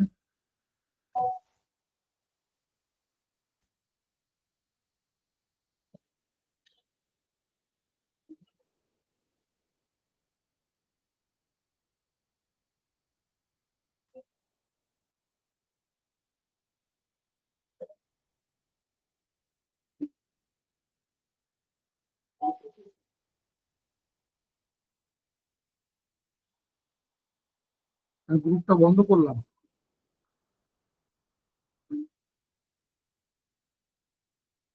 এটা চলে আসছি। যেটা বলার, যে শুধুমাত্র টাইপ করে ওটা, এই জায়গাটা সবার দেখো কমনই রয়েছে। এটা রিপিটেডলি বলে থাকি, তারপরেও বলছি, এটা রেগুলার বলে থাকি যে স্ক্রিনশট বা ছবি তুলে পাঠাবে না। তারপরেও একজন দুজন প্রতিদিন পাওয়া যায়। জানি না কি করে তোমরা পারো, যেখানে বারবার বলা হয়। অথচ তোমরা সমান এফোর্ট দিচ্ছ, তোমাদের কোড আসছে, সবকিছু সঠিক পাঠাচ্ছ, সঠিক নাম্বারে পাঠাচ্ছ, কিন্তু স্ক্রিনশট তুলে পাঠাচ্ছ। আর দেখো তোমার কাছে যায়নি। কারণ কি, আমি আবারও বলছি, ম্যানুয়ালি এটা পাঠানো হচ্ছে না। আর সিস্টেম সফটওয়্যার ও স্ক্রিনশট, ছবি, ইমেজ কিচ্ছু বোঝে না। তাই বারবার বলবো যে প্লিজ এটা খেয়াল রাখো, যেটা বলছি একটু মেনে চলো। আদারওয়াইজ তুমি কিন্তু পাবে না, কোনোভাবেই তোমার কাছে কিন্তু যাবে না। শুধুমাত্র বারবার বলছে টাইপ করে পাঠাবে, স্ক্রিনশট বা ছবি তুলে পাঠাবে না। আমি জানিয়েছিলাম যে বিগত ক্লাসগুলো রেকর্ডিং বা পিডিএফ নোটস, আমি সেখানে জানিয়ে রাখি যে আগামীকাল একটা সিক্রেট কোড শেয়ার করা হবে, কিন্তু সেটা হবে মাস্টার সিক্রেট কোড। এতদিন ধরে তোমাদের সাথে সিক্রেট কোড শেয়ার করা হয়, কিন্তু আগামীকাল মাস্টার সিক্রেট কোড শেয়ার করা হবে। এই মাস্টার সিক্রেট কোডের সাহায্যে তুমি বিগত সমস্ত ক্লাসের রেকর্ডিং বা পিডিএফ নোটস একসঙ্গে এক জায়গায় পেয়ে যাবে। মনে রাখবে, আগামীকাল এটা তোমার কাছে লাস্ট সুযোগ থাকছে। অর্থাৎ আগামীকাল যে মাস্টার সিক্রেট কোড শেয়ার করা হবে, তার সাহায্যে বিগত যে ক্লাসগুলো হয়ে গেছে, সেটা হতে পারে হিস্ট্রি ক্লাস, সেটা হতে পারে বায়োসায়েন্স ক্লাস বা ইংলিশ ক্লাস, বা একদম প্রথম দিনে যে ক্লাসটা হয়েছিল, এই ক্লাসগুলোর সমস্ত রেকর্ডিং পিডিএফ নোটস তুমি একসঙ্গে এক জায়গায় পেয়ে যাবে। ঠিক আছে? কিন্তু মনে রাখবে, এটা আগামীকাল দ্বিতীয় তথা লাস্ট চান্স। কোনো অবস্থাতেই ম্যানুয়ালি পাঠানো হবে না, কোনো রিকোয়েস্ট করলে পাঠানো হবে না, কোনোভাবেই যাবে না। অর্থাৎ আগামীকাল যে তুমি হিস্ট্রি ক্লাস মিস করে গেছো, কেউ ইংলিশ ক্লাস মিস করে গেছো, সেটা সুযোগ আগামীকাল ক্লাসে থাকছে। আগামীকাল মাস্টার সিক্রেট কোড শেয়ার করা হবে। আবারও বলছি, মাস্টার সিক্রেট কোড শেয়ার করা হবে, যার সাহায্যে বিগত সমস্ত ক্লাসের রেকর্ডিং পিডিএফ নোটস একসঙ্গে এক জায়গায় পেয়ে যাবে। এটা আগামীকালকের ক্লাসের জন্য বলছি, সবকিছু একসঙ্গে এক জায়গায় পেয়ে যাবে। নেক্সট যেটা বলার, তোমার দ্বিতীয় যেটা রয়েছে আগামীকাল ক্লাসের গুরুত্ব, যেটা অঙ্ক নিয়ে বিস্তারিত আলোচনা হবে। মানে আমাদের প্রাইমারি টেট অঙ্ক ম্যান্ডেটারি তোমায় করতেই হবে। আপার প্রাইমারি টেট যারা সায়েন্স নিয়ে পরীক্ষা দেবে তাদের জন্য ম্যান্ডেটারি। তো প্রাইমারি টেট, আপার প্রাইমারি টেটের যে অঙ্ক, পুরো সিলেবাস, তার যে বা যা কিছু রয়েছে কন্টেন্ট, পুরোটা নিয়ে ডিটেলসে ডিসকাশন হবে, কেমন টাইপের কি তোমার ট্র্যাডিশন রয়েছে, কি টাইপের কি কোশ্চেন আসে, সমস্ত কিছু। এবং অবশ্যই কিছু প্রিভিয়াস ইয়ারে যেমন টাইপের কোশ্চেন আসে সেই টাইপের কোশ্চেনের ডিসকাশন হবে। তাহলে এই গেল 2 নম্বর। তৃতীয় যেটা, আগামীকাল ক্লাসে আগামী দিনের ক্লাস সম্পর্কে শেয়ার করতে হবে। আমি যে রুটিন শেয়ার করেছিলাম সেই রুটিন অনুসারে আগামীকাল লাস্ট ক্লাস। 6 দিনের রুটিন দেখো ছিল, আজ আমাদের 5 দিন বা 5ম দিনের ক্লাস হয়ে গেল, আগামীকাল 6ষ্ঠ দিনের ক্লাস, যেখানে আগামীকাল অঙ্কের ক্লাস থাকছে। এই অঙ্কের ক্লাসে আমি আগামীকাল ক্লাসে আগামী দিনের ক্লাস সম্পর্কে জানিয়ে দেবো যে একটা নতুন ব্যাচ ক্রিয়েট করা। আমি একদম প্রথম থেকে বলে আসছি, গতকালও বলেছি, তার আগেও বলেছি, একটা নতুন ব্যাচ ক্রিয়েট করা হবে শুধুমাত্র primary TET, upper primary TET আর সিটেট পেপার অন পেপার এই হিসাবে, যাদের মূল লক্ষ্য থাকবে। এবং এই ব্যাচে কিভাবে তুমি অ্যাডমিশন নেবে, কোর্স ফি কি হতে পারে, তোমার সাপ্তাহিক রুটিন কি হবে, টাইম কি হবে, ডিউরেশন কি হবে, সমস্ত কিছু আমি আগামীকাল ক্লাসে শেয়ার করে দেবো। মনে রাখবে, এটা শুধুমাত্র লাইভ ক্লাসের মধ্যে সীমাবদ্ধ থাকবে, কোনো অবস্থাতে এটা গ্রুপে যাবে না। বারবার বলছি, এটা শুধুমাত্র লাইভ ক্লাসেই সীমাবদ্ধ থাকবে, গ্রুপে কিন্তু শেয়ার করা হবে না। আশা করি বোঝাতে পারলাম। তো আগামীকাল ক্লাসের 3টে মূল বৈশিষ্ট্য, 3টে মূল কারণ তুমি ক্লাসে যোগদান করবে। ফার্স্ট যেটা বললাম, মাস্টার সিক্রেট কোড, যার সাহায্যে তুমি বিগত কোনো একটা ক্লাস বা 2টো ক্লাস বা 3টি ক্লাস বা 4টি ক্লাসের রেকর্ডিং বা পিডিএফ নোটস মিস করে গেছো, সেটা তোমার কাছে আগামীকাল দ্বিতীয় তথা শেষ সুযোগ, একটা মাস্টার সিক্রেট কোড শেয়ার করা হবে। সেকেন্ড যেটা বলার, যে আগামীকাল অঙ্ক নিয়ে বিস্তারিত আলোচনা করা হবে, পুরো ডিটেলসে তোমাদের সাথে ডিসকাশন হবে। তৃতীয় যেটা বললাম, যে আগামীকাল ক্লাসে আগামী দিনের ক্লাস সম্পর্কে বিস্তারিত জানিয়ে হবে, যে কিভাবে তোমরা নতুন ব্যাচে অ্যাডমিশন নেবে, অ্যাডমিশন ফিস কি হতে পারে। আবার বলছি, ফিস সবার সাধ্যের মধ্যে থাকবে, মানে তুমি মেজো সেজো যে কোনো কারোর সাথে কম্পেয়ার করতে পারো, দেখবে কোর্স ফি তাদের থেকে অনেক কম। আর কোয়ালিটি এডুকেশন বড় মেজো সেজো যার সাথে কম্পেয়ার করো অনেক ভালো থাকবে। আমাদের কেউ এরকম নেই, কেউ প্রফেসর পড়াচ্ছে, কেউ ডব্লিউবিসিএস অফিসার পড়াচ্ছে, কেউ ইউপিএসসি তে চাকরি করে, এরকম কেউ পড়ায় না। যারা পড়ায় তারা এই ফিল্ডেই রয়েছে, দীর্ঘদিন এই ফিল্ডে ওই একটা সাবজেক্টই পড়িয়ে যায়। সাপ্তাহিক রুটিন কি হবে, কোন কোন স্যার ম্যাডাম ক্লাস নেবেন। কারণ আমি যদি বলি তোমার এর ক্ষেত্রে, ধরো social science, upper primary social science, সেক্ষেত্রে এখন আমরা জিওগ্রাফি, পলিটি, ইকোনমিক্স টিচার দেখিনি, স্ট্যাটিক যে কারেন্ট অ্যাফেয়ার্স এর টিচার দেখিনি। নেক্সট যদি আসি আমরা সায়েন্সের ক্ষেত্রে, সেখানে ফিজিক্যাল সায়েন্স টিচার দেখিনি। আগামীকাল আমি যদি ম্যাথ করাবো, এবং আমি এটাও জানিয়েছি যে ম্যাথ টিচার আমি বাদ দিয়ে আরো 2জন ফ্যাকাল্টি থাকবেন, অর্থাৎ আমাকে ধরলে টোটাল 3জন ফ্যাকাল্টি থাকবেন ম্যাথের জন্য। এনভায়রনমেন্ট আমরা ক্লাস দেখিনি, বাংলা ক্লাস দেখিনি, সব ক্ষেত্রে আলাদা আলাদা ফ্যাকাল্টি থাকবে। আমি আগামীকাল এই নিয়ে বিস্তারিত তোমাদের সাথে জানিয়ে দেবো, ক্লাসের ডিউরেশন, কোর্সের ডিউরেশন, ক্লাসের টাইম, সমস্ত কিছু। আগামীকাল ক্লাস মিস করবে না, তাহলে তুমি সবকিছু মিস করে যাবে, কারণ গ্রুপে কোনো কিছু শেয়ার করা হবে না।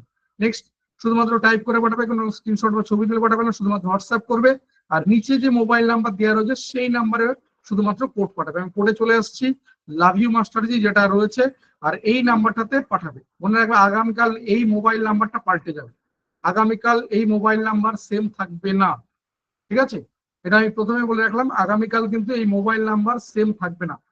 কোডটা হচ্ছে লাভ ইউ মাস্টারজি, যেটা তোমার হাইলাইট করা রয়েছে, দেখতে পাচ্ছ হাইলাইট করা আছে, এটাই হচ্ছে কোড লাভ ইউ মাস্টারজি, এই 3টে ওয়ার্ড।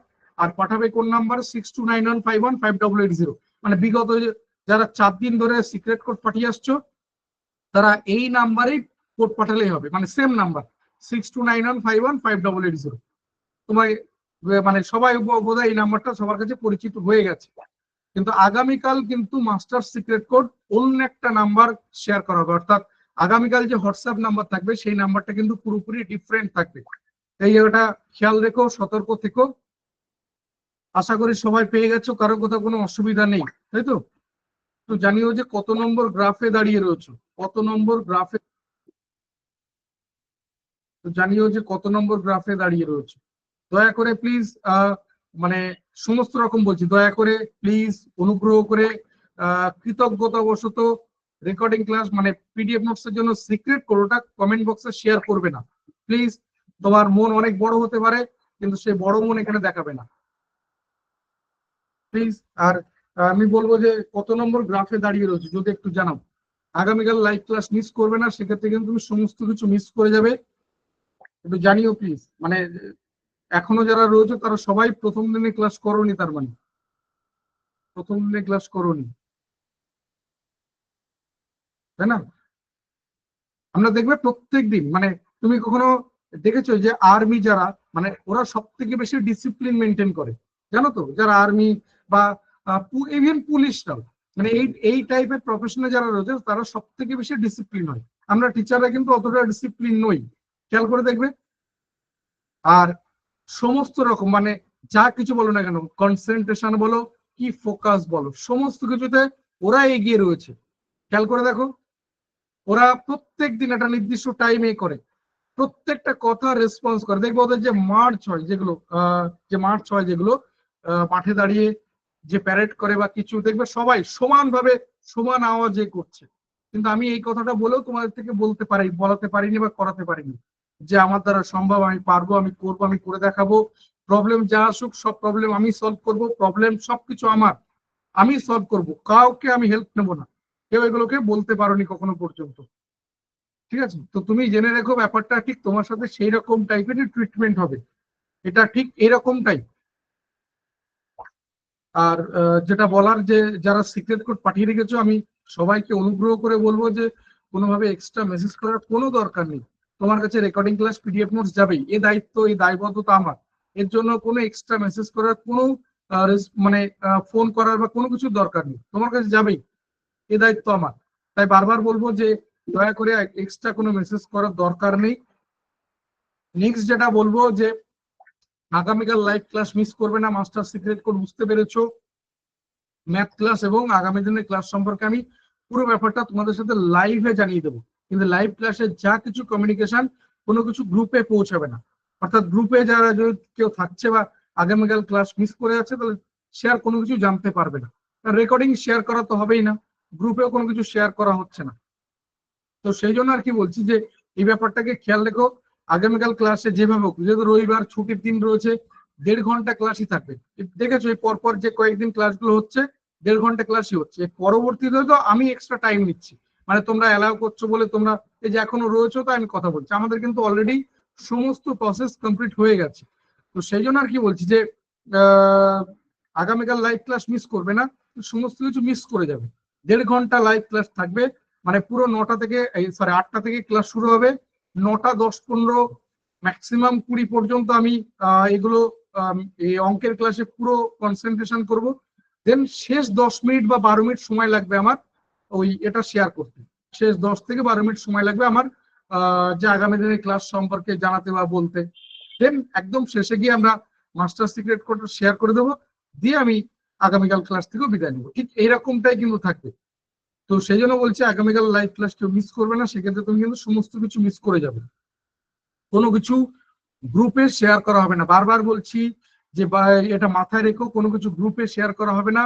আর কোনো কিছু তুমি অন্য কোথা থেকে জানতেও পারবে না। তাই অবশ্যই আগামীকাল লাইভ ক্লাসটা করবে। 1.5 ঘন্টা ক্লাস করার জন্য তোমার মোবাইলে ডেটা বাঁচিয়ে রাখবে। আর নেক্সট যেটা বলার যে ভীষণভাবে ফোকাস থাকার, এগুলোকে রিপিটেডলি বলো। আর যাই কিছু করো না কেন লেখো সেটাকে, যে তুমি একদম যেদিন, আমি জানি না এগুলো কেউ করেছো কিনা, একদম প্রথম দিনে যারা ক্লাসে ছিলে, মনে করে দেখো আমি প্রথমে বলেছিলাম যে তোমার যে সার্টেন ব্যারিয়ার যেগুলো রয়েছে, যে তোমাকে ডিস্টার্ব করছে, তোমাকে বাধা দিচ্ছে তোমার প্রস্তুতির ক্ষেত্রে, যেগুলো অন্তরায় হয়ে দাঁড়াচ্ছে, সেগুলোকে লেখো। আমি জানি না কেউ লিখেছো কিনা এখনো পর্যন্ত। আমি সেকেন্ড চার্টে বলেছিলাম যে তোমাদের এন্টায়ার যে সাবজেক্ট গুলো রয়েছে, আমি যদি প্রাইমারি ট্রেড ধরি, প্রাইমারি ট্রেডে ধরো 5টা সাবজেক্ট রয়েছে। তো 5টা সাবজেক্টে তুমি তো সবগুলোতে স্ট্রং নও, কিছু জায়গায় কিন্তু আবার তুমি স্ট্রং। যে 5টা সাবজেক্টে হয়তো কারোর ক্ষেত্রে বাংলাতে খুব স্ট্রং, যেহেতু সে বাংলা নিয়ে পড়াশোনা করেছে, কেউ বা ইংলিশে, কেউ বা ম্যাথে, কেউ বা তোমার তোমার কি রয়েছে এনভায়রনমেন্ট যে সাবজেক্টটা রয়েছে, এরকম কোথাও না কোথাও তুমি স্ট্রং। কেউ বা সিডিপি তেও স্ট্রং খুব। কারণ এরকম রয়েছে যে যারা এডুকেশন নিয়ে পড়াশোনা করেছে, ফিলোসফি নিয়ে পড়াশোনা করেছে, সাইকোলজি নিয়ে পড়াশোনা করেছে, সোশিওলজি নিয়ে পড়াশোনা করেছে, তারা কিন্তু এই সাবজেক্টটা যেটা আমরা পড়লাম আজকে, চাইল্ড ডেভেলপমেন্ট এন্ড পেডাগজি, এই সাবজেক্টের সাথে অনেকটা পরিচিত, তাই না? আছো কেউ এখানে এডুকেশন এরকম টাইপের, দর্শন, ফিলোসফি এরকম টাইপের সাবজেক্টে আছো, তাহলে তারা আরো ভালো রিলেট করতে পারে। তো সেই পয়েন্ট অফ ভিউ থেকে বলছি যে তোমার কোনো না কোনো সাবজেক্টে স্ট্রং তুমি আছো, কিন্তু একই দিকে সত্যি কোথাও না কোথাও তুমি দুর্বল রয়েছো। কারণ তুমি 5টা সাবজেক্টে সমানভাবে তৎপর নও, হওয়ার সম্ভাবনা। কিন্তু আমাদেরকে প্রিপারেশন নেওয়ার জন্য আমাদের কিন্তু এটাকে প্রত্যেকটা সাবজেক্টকে সমানভাবে গুরুত্ব দিতে হবে, কারণ প্রাইমারি টেটে আমি যদি দেখি প্রত্যেকটা সাবজেক্ট সমান গুরুত্বপূর্ণ, প্রত্যেকটা সাবজেক্ট থেকে 30 নম্বর করে আসছে। তাই এই জায়গাটাকে গুরুত্ব দাও, যে ধরো তুমি বাংলাতে খুব ভালো, তো তুমি বাংলা নিয়ে সারাদিন পড়াশোনা করলে, প্রচুর গ্রামার দেখলে, প্রচুর দেখলে, ওদিকে তোমার এনভায়রনমেন্ট পুরো ফাঁকা পড়ে গেল, তাহলে কিন্তু তোমার আর যাই হোক এই পরিশ্রমটা পরিশ্রম হিসেবে ধরা হচ্ছে না, ওটা বোকামি হয়ে যাচ্ছে। আশা করি বোঝাতে পারছি। তো আমি এটা বলেছিলাম যে তোমার এন্টায়ার সাবজেক্ট গুলোকে তুমি 3টে ভাগে ভাগ করো। কেউ ছিলে প্রথম দিনের ক্লাসে? দেখো তারা রিলেট করতে পারবে। এই কথাগুলো বলেছিলাম তো? কেউ ছিলে প্রথম দিনের ক্লাসে? মনে করে দেখো এই কথাগুলো বলেছিলাম কিনা, এই কথাগুলো বলেছিলাম কি? হ্যাঁ, বলছি এই কথাগুলো বলেছিলাম তো, কিন্তু এখনো পর্যন্ত কি হয়েছে? হ্যাঁ, এখনো পর্যন্ত কি সেগুলো করেছো? এগুলোকে করো ফার্স্ট। বই আমি বলেছিলাম বই খুব দরকার, খুব প্রয়োজন, কিন্তু বই আমি ধরো আজকে 5টা বই বলে দিলাম, তুমি কালকে 5টা বই কিনে নিয়ে আসবে। শুরু করতে পারবে না তুমি, কোথা থেকে শুরু করবে? কারণ আমাদের যে রেগুলার পড়াশোনা, যেখান থেকে আমরা ডিগ্রি পাই বা কোনো কিছু, আর এই কম্পিটিটিভ এক্সামের পড়াশোনা, এর মধ্যে কোনো মিল নেই, কোনো মিল নেই। যদি ওই দিনের ক্লাসে লেফট হয়ে যাও, সেক্ষেত্রে কিন্তু প্রথম দিনের ক্লাসের রেকর্ডিং আমি শেয়ার করে দিয়েছিলাম, আজই বোধহয় আমি গ্রুপে শেয়ার করে দিয়েছিলাম প্রথম দিনের ক্লাসটা। মনে করে দেখো, প্রথম দিনের ক্লাসটা আমি আজ শেয়ার করে দিয়েছিলাম। ঠিক আছে, দেখো ভাই, এগুলোতে ভীষণভাবে স্ট্রিক্ট থাকা হয়। এই সিক্রেট কোড আর কোনোভাবে শেয়ার করা হবে না, এগুলোতে ভীষণভাবে স্ট্রিক্ট থাকা হয়। আমি আবারও বলছি, আমি ভীষণভাবে সহজলভ্য, ভীষণভাবে, কিন্তু সস্তা মনে করবে না। ঠিক যেখানে যেরকম হবে ঠিক সেই রকমটা। তুমি আমাকে খারাপ মনে করতে পারো, কেউ এটা নিয়ে গ্রুপ ছেড়ে বেরিয়ে যেতে হবে, বিন্দু মাত্র সেই নিয়ে কোন রকম আমি তৎপর নই। যার দরকার হবে সে এমনি থেকে যাবে, আর যার দরকার নেই তাকে হাজারে করলেও থাকবে না। তোমার বাস্তব লাইফের সাথেও মিল রয়েছে। দেখো, যে যে তোমার, সে তোমার হয়ে থেকে যাবেই, তার সে যেরকম হোক না কেন। আর যে থাকার নয়, তার হাজার একটা কারণ থাকবে। আমি প্রথম দিনের কথা বলেছিলাম, তুমি কোনো কিছুতে সাকসেস পেয়েছো, তার পেছনে কোনো কারণ নেই। আজও যেটা ম্যাডামও বললেন তোমাদের পড়ানোর সময়, সাবজেক্ট রিলেটেড ইস্যু, আর তুমি কোনো কিছুতে পারোনি, সেখানে তোমার হাজার একটা কারণ হয়েছে। মনে করতে একদম লাস্টের দিকে এক্সাম্পল দিচ্ছিলেন ম্যাডাম, যে ধরে নাও তুমি পরীক্ষায় ভালো রেজাল্ট করতে পারোনি, বা তুমি পরীক্ষা দিতে পারোনি, শরীর খারাপ ছিল। ম্যাডাম বলছিলেন যে কোন একজনের নাম ধরে, যে তুমি ধরো 10 দিন শরীর খারাপ হয়েছে, বাকি 12 মাস কি হয়েছিল? তাই ওই যে বললাম, যে তুমি কোনো কিছু করতে পারোনি, তার পেছনে হাজার একটা কারণ আছে। আর তুমি কোনো কিছু করতে পেরেছো, তার পেছনে কোনো কারণ হয় না। এই সহজ ব্যাপারটা বোঝার চেষ্টা করো। কেউ যদি এখানে বেশ কিছু পয়েন্টে অনেক অনেক সাকসেস পেয়েছে, খেয়াল করে দেখো, কোনো সাকসেসের পেছনে তোমার কোনো কারণ নেই। কেন তুমি এতটা সাকসেস পেয়েছো? কোনো কারণ নেই। ওই একই গতানুগতিক কথা, আমি পড়াশোনা করেছি, হার্ডওয়ার্ক করেছি, একই গতানুগতিক কথা। কিন্তু যে সাকসেস পাইনি, তার মানে না, সে কিন্তু কখনোই বলবে না যে না, আমি হার্ডওয়ার্ক করিনি, আমি পরিশ্রম করিনি, আমি এ করিনি, বলবে না। তার কাছে হাজার একটা লজিক রয়েছে। জ্বর ছিল, বাড়িতে প্রবলেম ছিল, ওই কোনো ইস্যু ছিল, আর একটা ইস্যু ছিল, এইরকম টাইপের হাজার একটা কারণ রয়েছে। তা আবারও বলছি, একদম বোধহয় এই কথাটাও বলেছিলাম, যে স্যাটিসফ্যাকশনের জায়গা কখনো রাখবে না। মানে ওটা আমাদেরকে সব থেকে বেশি ক্ষতি করে, সব থেকে বেশি ক্ষতি করে। মানে ধরো তুমি এরকম, যে ধরো তুমি 10,000 টাকা ইনকাম করো, তুমি স্যাটিসফাইড, দেখবে তোমার কখনোই মনে হবে না যে 10,000 টাকা এবার বাড়াই, 12,000, 15,000, 20,000 করি, মনে হবে না। কিন্তু তুমি যদি 10,000-এ স্যাটিসফাইড না হও, দেখবে ওটা ঠিক বাড়ছে। তোমার স্যাটিসফ্যাকশন যদি ওটাতে না আসে, ঠিক ওটা 12-তে হোক, যে 12-তে হচ্ছে না, 15 হচ্ছে, তুমি চাইছো তাই হচ্ছে। এই সহজ কথাটা মনে বোঝার চেষ্টা করো। এর মধ্যে কোনো রকেট সায়েন্স নেই। এই মাত্র কয়েকটা কথা, যে কথাগুলো রিপিটেডলি বলে যাচ্ছি, যে তোমার শুধুমাত্র ইচ্ছা শক্তি থাকতে হবে, তোমার চাইতে হবে। ভগবান দেওয়ার জন্য হাত খুলে বসে রয়েছে, শুধু তোমাকে চাইতে হবে যে আমার এটা দরকার, আমার এটা চাই। শুধু চাইতে হবে একটু ভালোবেসে, আর তার মধ্যে সেই দরদ থাকতে হবে। অর্থাৎ দরদ বলতে আমি এটা বলতে চাইছি, যে তুমি শুয়ে বসে না, হ্যাঁ আমার একটা চাকরি চাই, কিন্তু তোমার তার জন্য কোনো এফোর্ট নেই, তার জন্য তোমার বিন্দু মাত্র কোন রকম, যে তোমার সারাদিনের যে কাজকর্ম, কোন রকম কোনো কিছুতে ব্যাঘাত ঘটে না, তাহলে কিন্তু হবে না। আমি আশা করি বোঝাতে পারছি। তো শুধু এটা তোমাকে ভেতর থেকে চাইতে হবে, আর তার জন্য যা যা দরদ দরকার, তোমাকে সেগুলোকে দেখাতে হবে। দেখো পাবেই তুমি, 2024-এ হয়নি, 2025-এ হবে। একই কথা বারবার রিপিট করি, 2025-এ হবে না, 2026-এ হবে। জানুয়ারিতে হয়নি, জুলাইতে হবে, জুলাইতে হবে না, ডিসেম্বরে হবে, হবেই। প্রাইমারি টেট হয়নি, আপার প্রাইমারি টেট হবে, আপার প্রাইমারি টেট হয়নি, এসএলএসটি হবে, এসএলএসটি হয়নি, ডব্লিউবিপিএসসি হবে, কোথাও না কোথাও হবে। তো তোমাকে ভেতর থেকে চাইতে হবে, এইটুকুই। মানে আমি এই যত কিছু যা কিছু বললাম এতদিন ধরে, এই একমাত্র এই একটাই জিনিস। নেক্সট যেটা বলবো যে তোমার লাইফে অপশনস কমাও। তোমার লাইফে অপশনস যত বাড়বে সাকসেস রেট তত কমবে। খেয়াল করে দেখো, আমি বিভিন্ন রকমের এক্সাম্পল দিতে পারি। তোমার বাবার কাছ থেকে তুমি টাকা চাইছো, তোমাকে দিয়ে দিচ্ছে, তুমি কখনোই ওই টাকার মর্যাদাই বুঝবে না, কখনোই মর্যাদা বুঝবে না। কিন্তু তুমি যখন তোমার বাবার থেকে 100 টাকা চাইছো, 4 দিন পরে গিয়ে, মানে 4বার কারণ জিজ্ঞাসা করেছে, তারপর 4 দিন পরে গিয়ে 50 টাকা ধরিয়ে দিয়েছে, আবারও বলে যে 1 সপ্তাহ পর দেবো বাকি 50 টাকা। দেখবে তোমার কাছে ওই ব্যাপারটাই আসবে। যখন দেখবে ওই টাকাটা বাবাও দিচ্ছে না, নিজের থেকে ইনকাম করে করতে হচ্ছে, তখন দেখবে আরো বেশি এফোর্ট তোমার মধ্যে আসবে, আরো ডেডিকেশন আসবে। অন্যভাবে বলি, ধরো তুমি অঙ্কের ক্লাস 5 জন টিচার 10 জন টিচারের কাছে দেখো, বিভিন্ন ইউটিউব চ্যানেলে এখানে ওখানে সেখানে বিভিন্ন জায়গায় এ করে বেড়াচ্ছ, তোমার সাকসেস রেট কমবে। আমি বলবো ধরো ইউটিউবে তুমি পড়াশোনা করো, ইউটিউবে বিভিন্ন ক্লাসগুলো দেখো, আমি বলবো 1 জন থেকে 2 জনকে ফলো করো। যদি তোমার কালকে থেকে তৃতীয় কাউকে ভালো লাগতে শুরু করে, আগে 2 জনের থেকে 1 জনকে বসিয়ে দাও। তুমি ধরো তোমার 10টা বই রয়েছে, সিডিপি, আজকে সিডিপি ক্লাস হলো 10টা বই রয়েছে, তুমি 10টা বইকে একবার করে পড়ো, তোমার সাকসেস রেট কমবে। তুমি একটা বইকে 10 বার করে পড়ো, তোমার সাকসেস রেট বাড়বে। এই সিম্পল ফান্ডা গুলোকে বোঝার চেষ্টা করো। একবার তুমি যে প্রথম দিন যে কথাটা বলি, একটা বাউন্ডারি তৈরি করো, একটা গন্ডি তৈরি করো, ওটা যদি তুমি তৈরি করতে পারো, যেটা একান্তই তোমার, ওখানে আর কেউ নেই, তাহলে খেয়াল করে দেখো তোমার সাকসেস রেট বাড়বে, বাড়ছে। এই মূলত আমার এই কথাগুলোর যা কিছু জিনিস, এই একটাই কথা। ভালো থেকো সবাই, আগামীকাল দেখা হচ্ছে। যেটা রিপিটেডলি বলেছি, আগামীকাল লাইভ ক্লাস মিস করবে না, তাহলে তুমি সবকিছু মিস করে যাবে, কারণ গ্রুপে কোনো কিছু শেয়ার করা হবে না। আগামীকাল ক্লাসের গুরুত্ব মূলত 3টে। মাস্টার সিক্রেট কোড শেয়ার করা হবে, যার সাহায্যে বিগত যে কোনো ক্লাসের রেকর্ডিং পিডিএফ নোটস তুমি পেয়ে যাবে। দ্বিতীয় যেটা বলার, যে আগামীকাল ক্লাসে অঙ্ক নিয়ে বিস্তারিত আলোচনা করা হবে, পুরো অঙ্ক নিয়ে পোস্টমর্টেম করা হবে।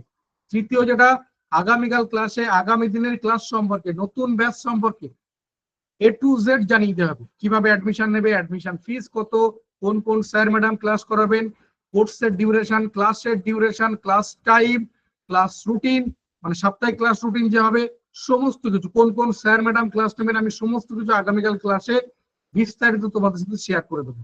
আমি আজ এই পর্যন্ত তোমাদের পারমিশন নিয়ে বিদায় নিচ্ছি। অলরেডি 10টা বাজে। আগামীকাল ঠিক রাত 8টায় দেখা হবে। আমি আগামীকাল ক্লাসে আমি নিজে থাকবো। দেখা হচ্ছে ঠিক আগামীকাল রাত 10টায়। ভালো থেকো সবাই, সাবধানে থেকো, সুস্থ থেকো। রেকর্ডিং ক্লাস পিডিএফ নোটস আমি যথা সময় পাঠিয়ে দেবো, তার জন্য কোনো মেসেজ ফোন করার দরকার নেই। Thank you, good night.